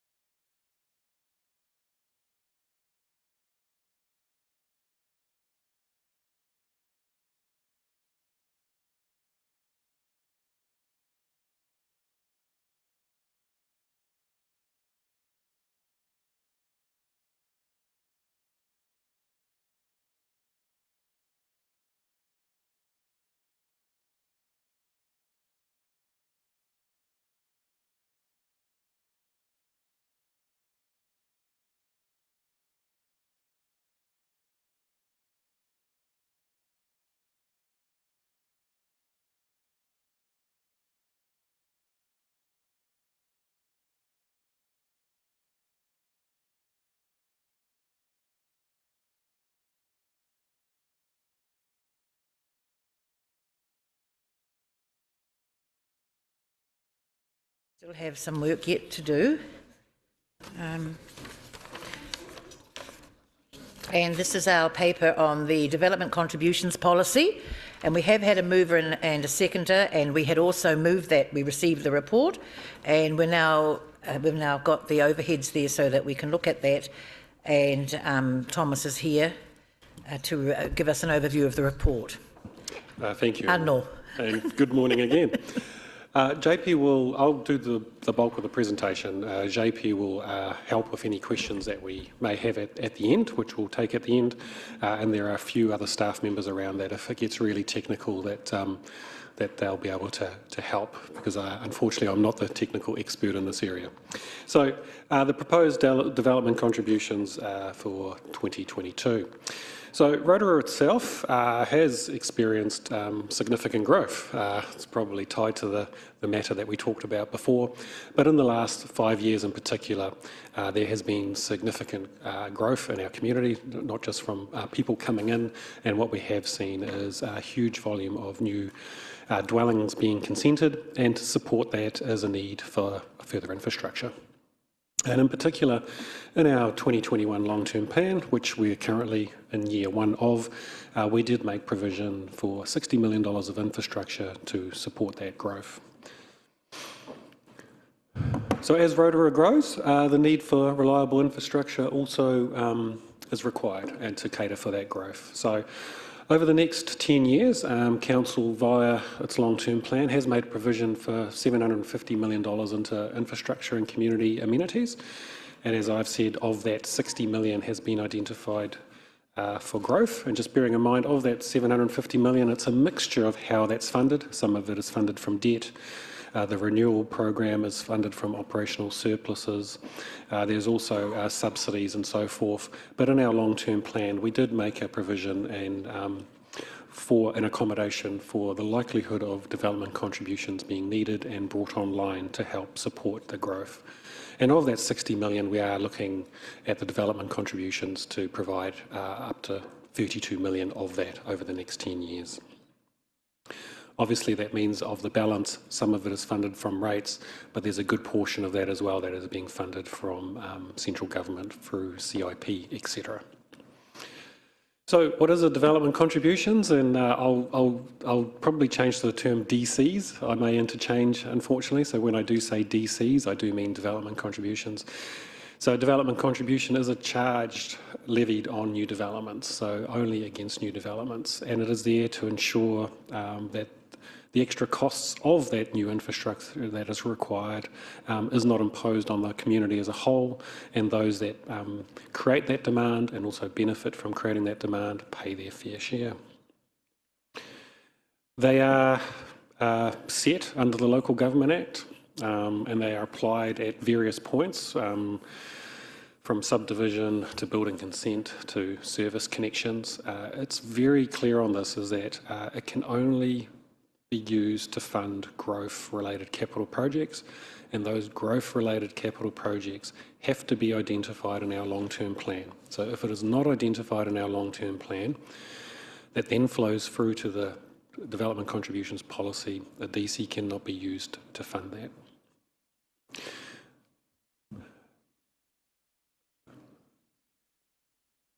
It also doesn't cover financial contributions. So we do have a financial contributions policy, in particular around the reserves, and so at this point those are under a separate pathway and are not currently being included in this.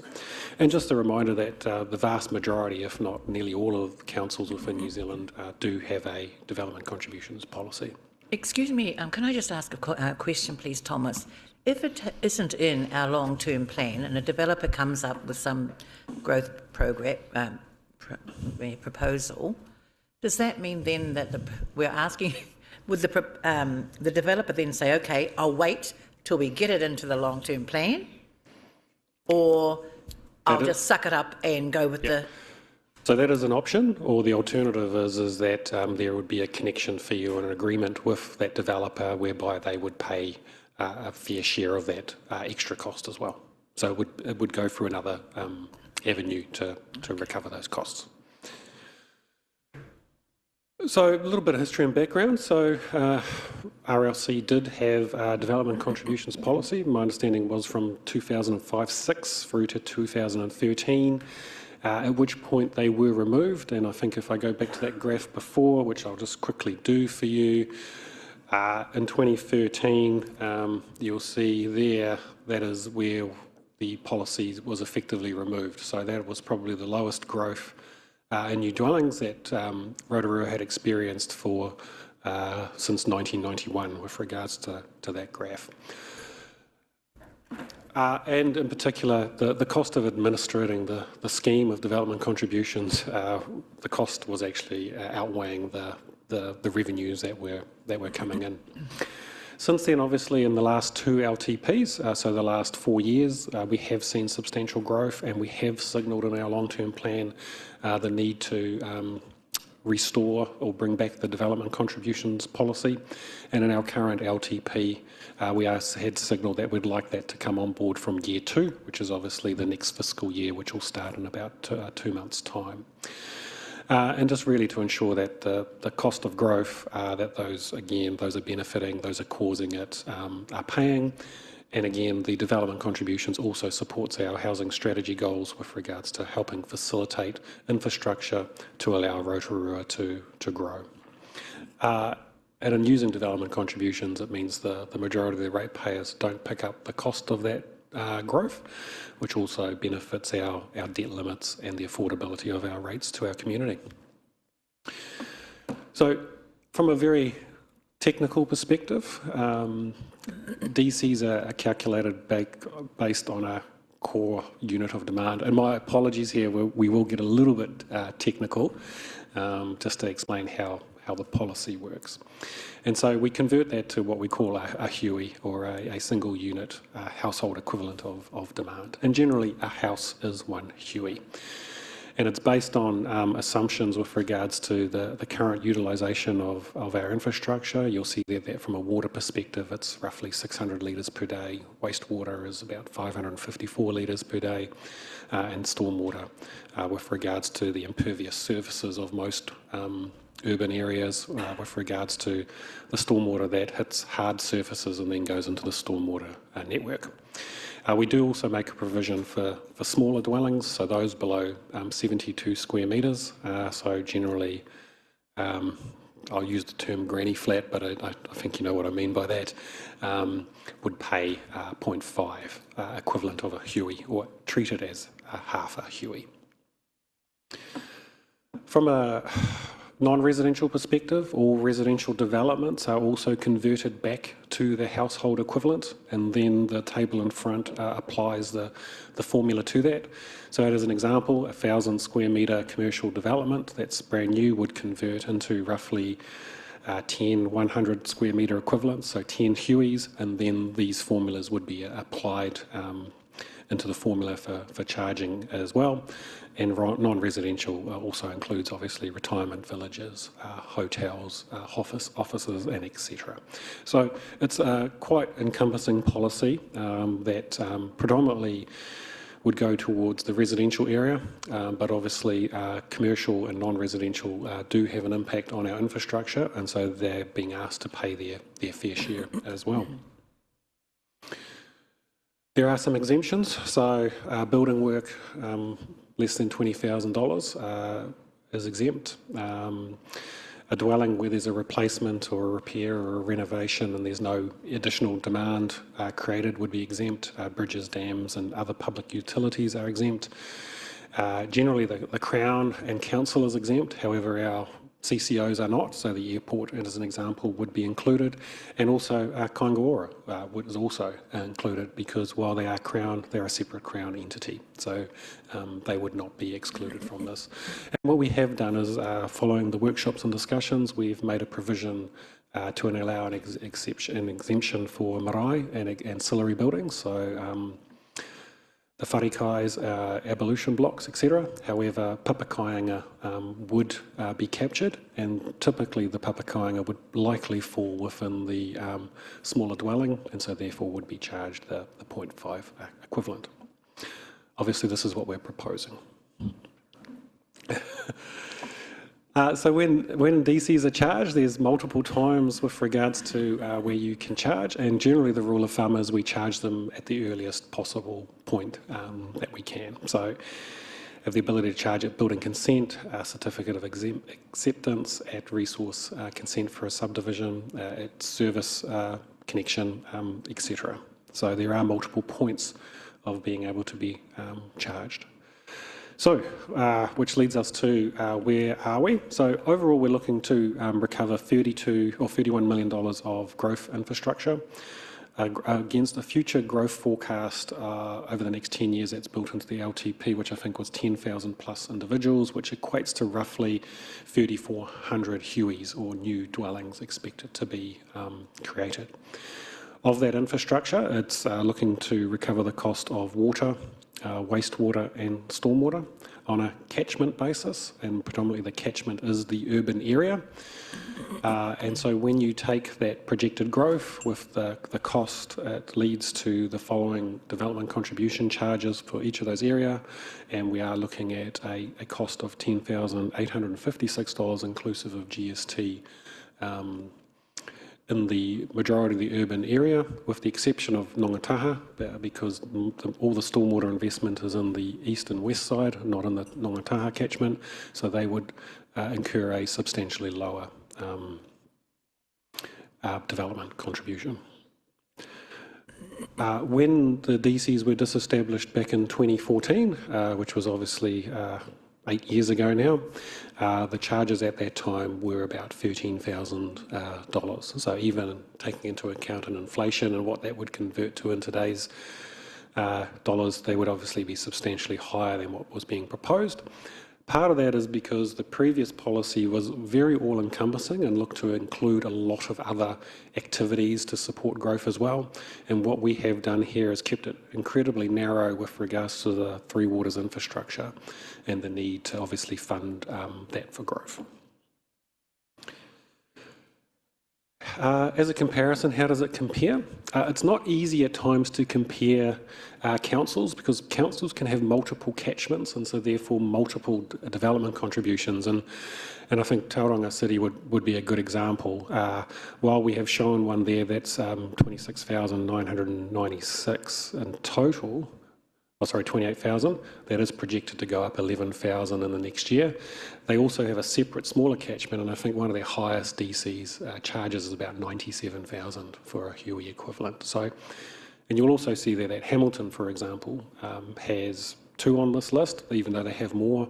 They've got 1 for greenfield developments, and they've also got 1 for infill developments. Now, they're able to do that because they've obviously broken down their catchments. They're able to capture the costs of each of those areas and what the demand is driving. We don't have that level of granularity at the moment in our infrastructure and in our LTP, but that might be something that we are able to do in the coming years.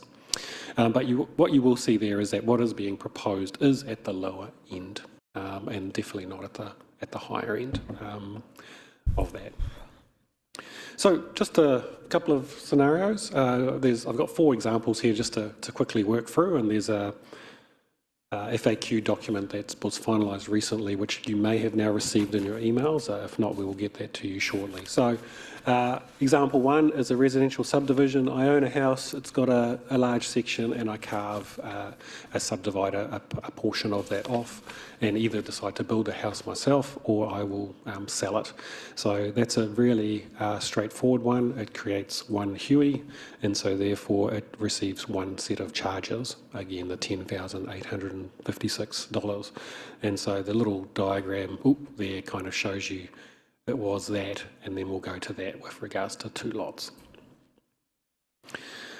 Example 2 is I have a larger property. It might have been a lifestyle property of 3,000 square metres. It already has a dwelling on it, and I choose to do a multiple subdivision, and I create 4 new sections for sale. Obviously that therefore creates 4 new HUIs, and so therefore 4 charges, and the person who does the development would also look to recover those costs directly back to those individual lots with regards to how they propose to sell it. But that development and that developer would incur 4 charges.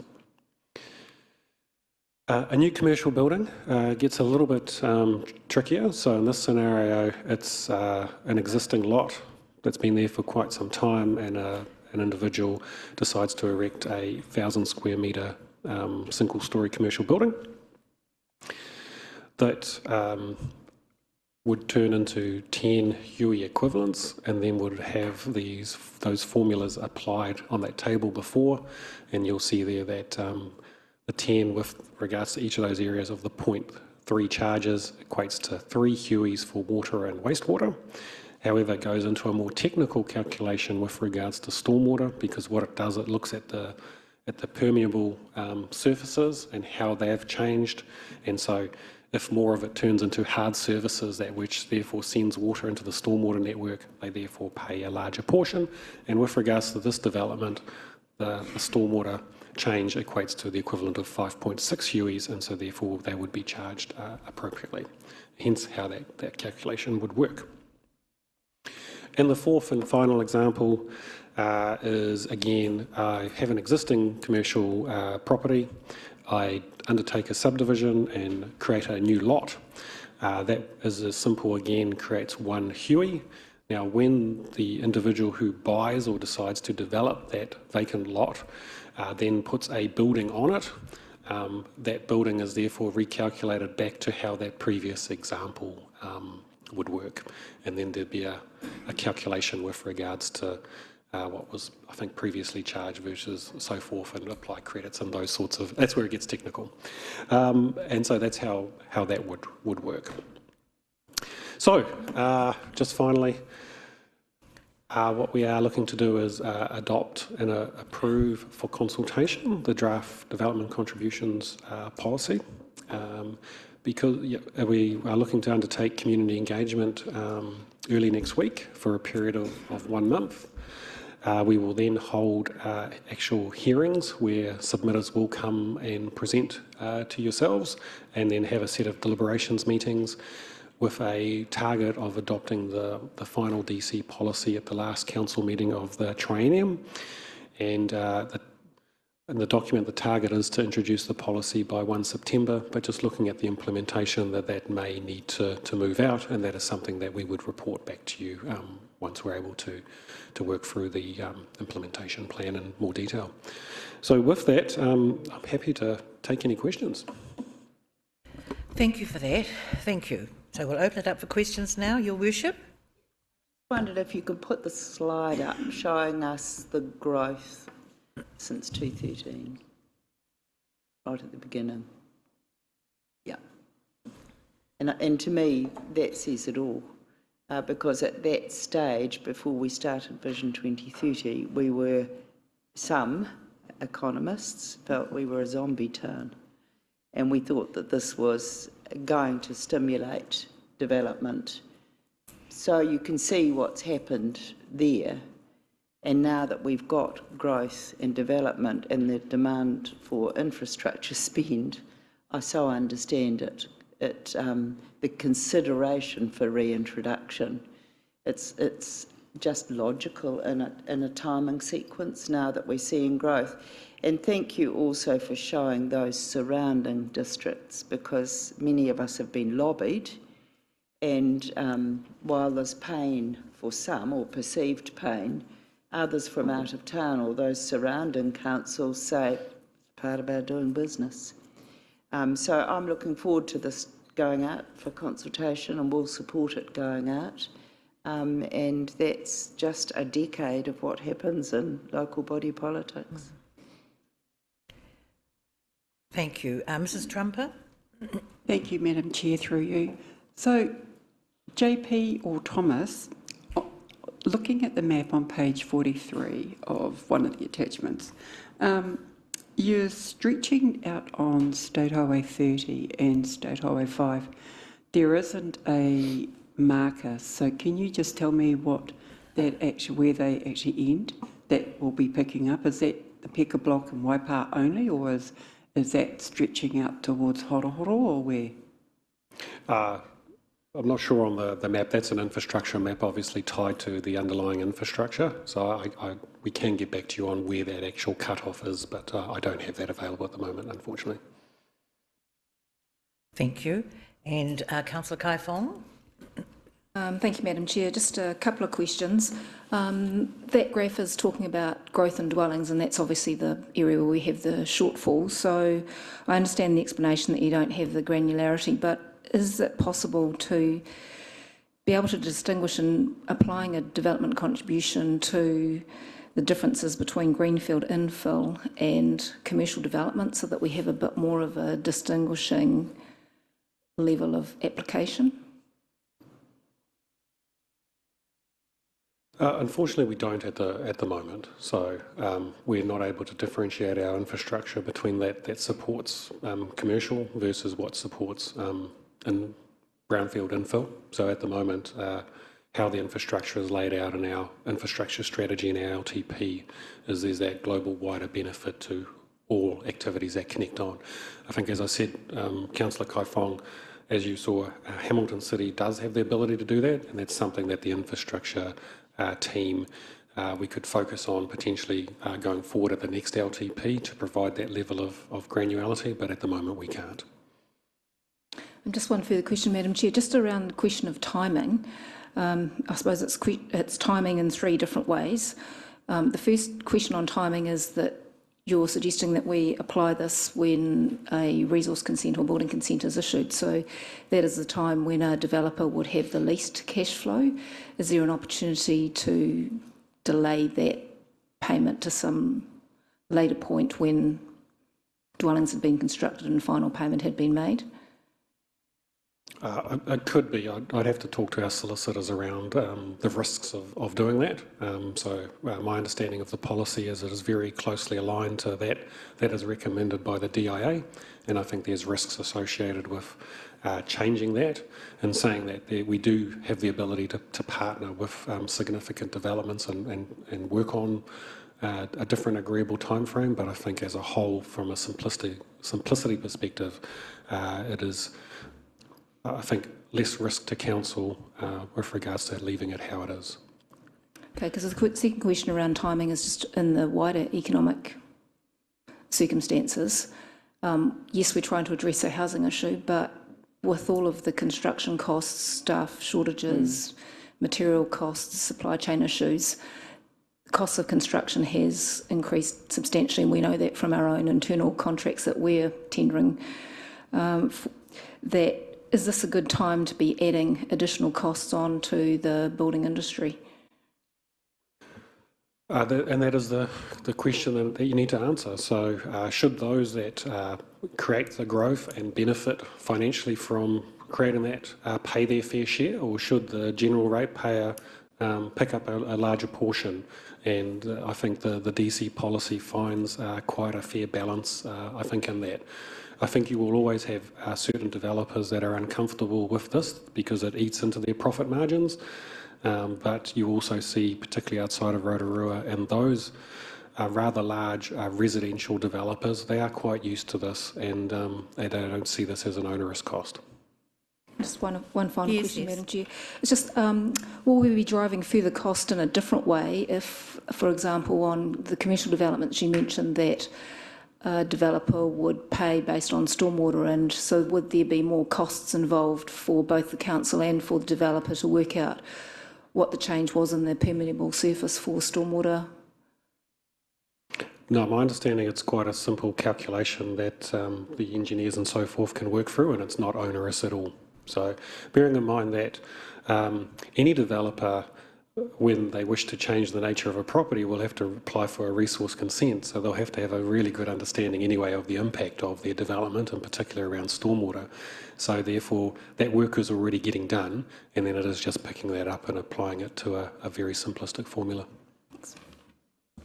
Add to that, because some of the criticisms are about some of the recent developments. We have a lot of redevelopment, and so for sites where there's existing credits, there is actually a discussion about whether actually there is an additional charge being levied. You know, the change in use may mean that there is already infrastructure in place and credit for that site, so no DC may be levied on that based on additional demand. You know, there's recently, and I won't specify, we've recently seen a motel removed from a particular site and a more comprehensive development go in there. If you go back to that formula table, there's a bunch of existing credits there on wastewater, water and stormwater. Now that can then be used to offset a redevelopment on that site. So greenfield, it's a simple calculation, but when it's a redevelopment, you may actually carry forward credits from previous usage. So the DCs may not be as high, if at all. Thank you. Councillor Kumar, then Councillor Tapsell. Thank you, Madam Chair. Thank you, JP. Thank you, Thomas. Please, either of you correct me if I'm wrong.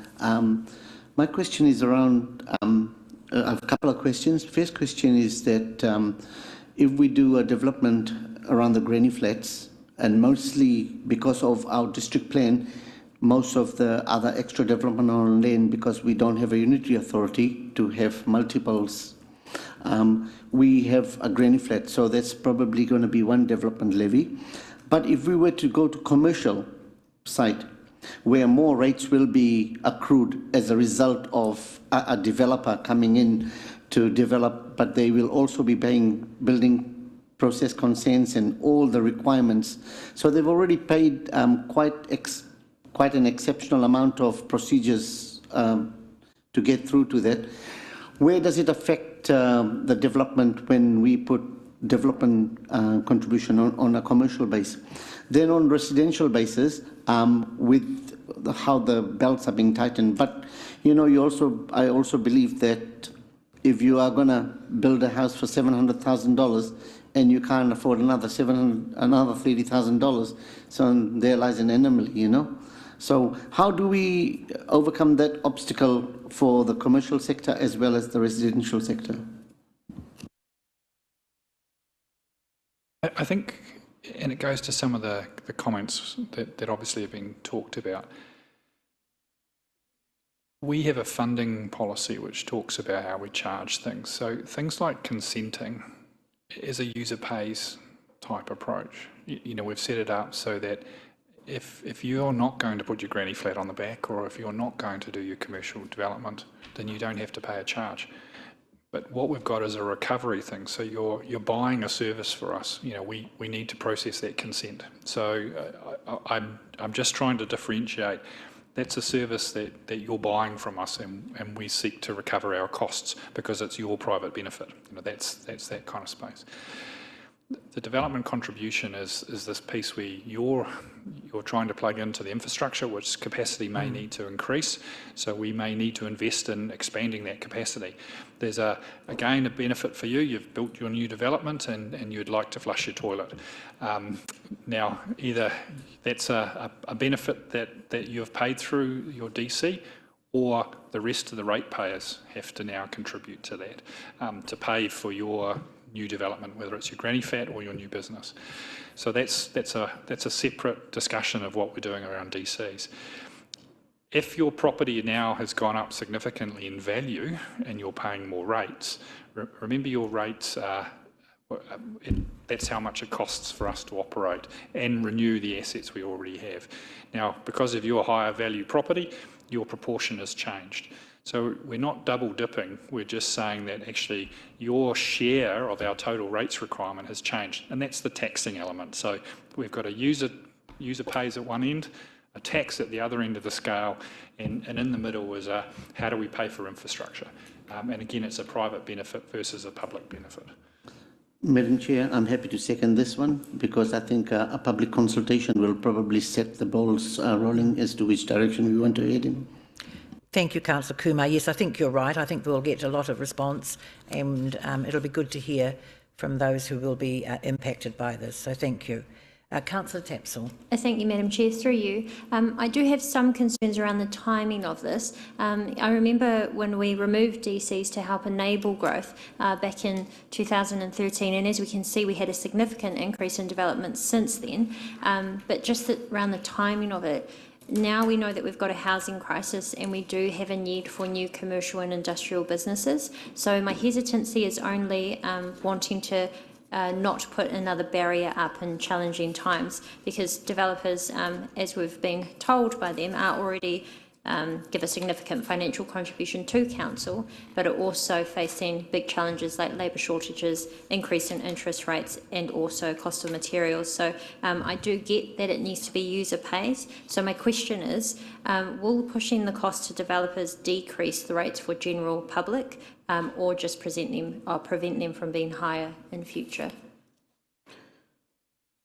I think, first of all, the housing crisis is one of the reasons why we do need this and why we need to continue to invest into our infrastructure, and this is a mechanism to support this.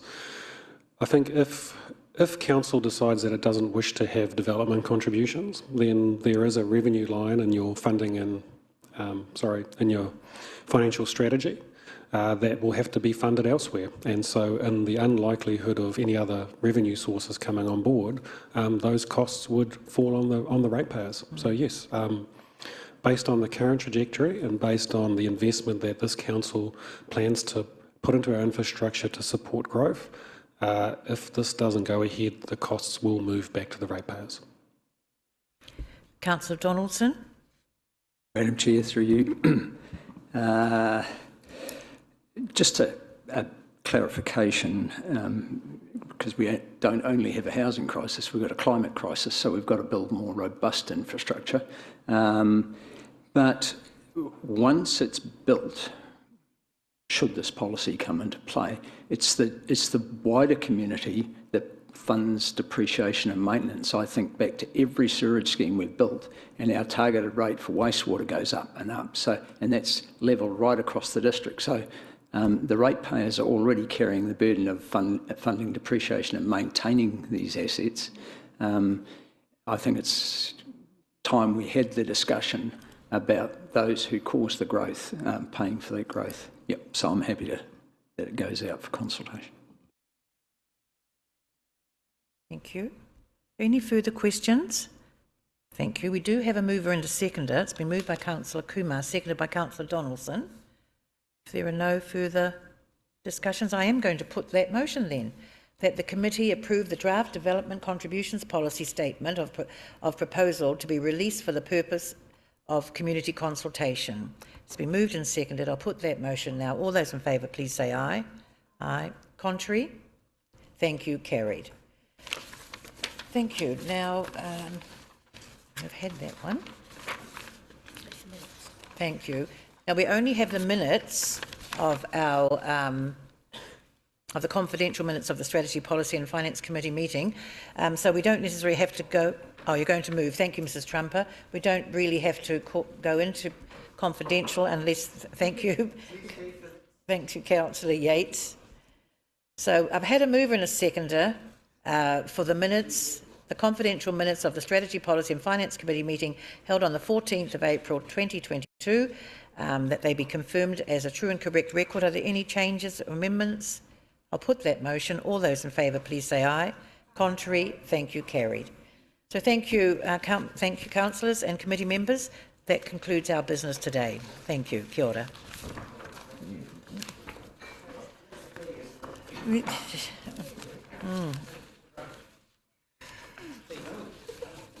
That was interesting.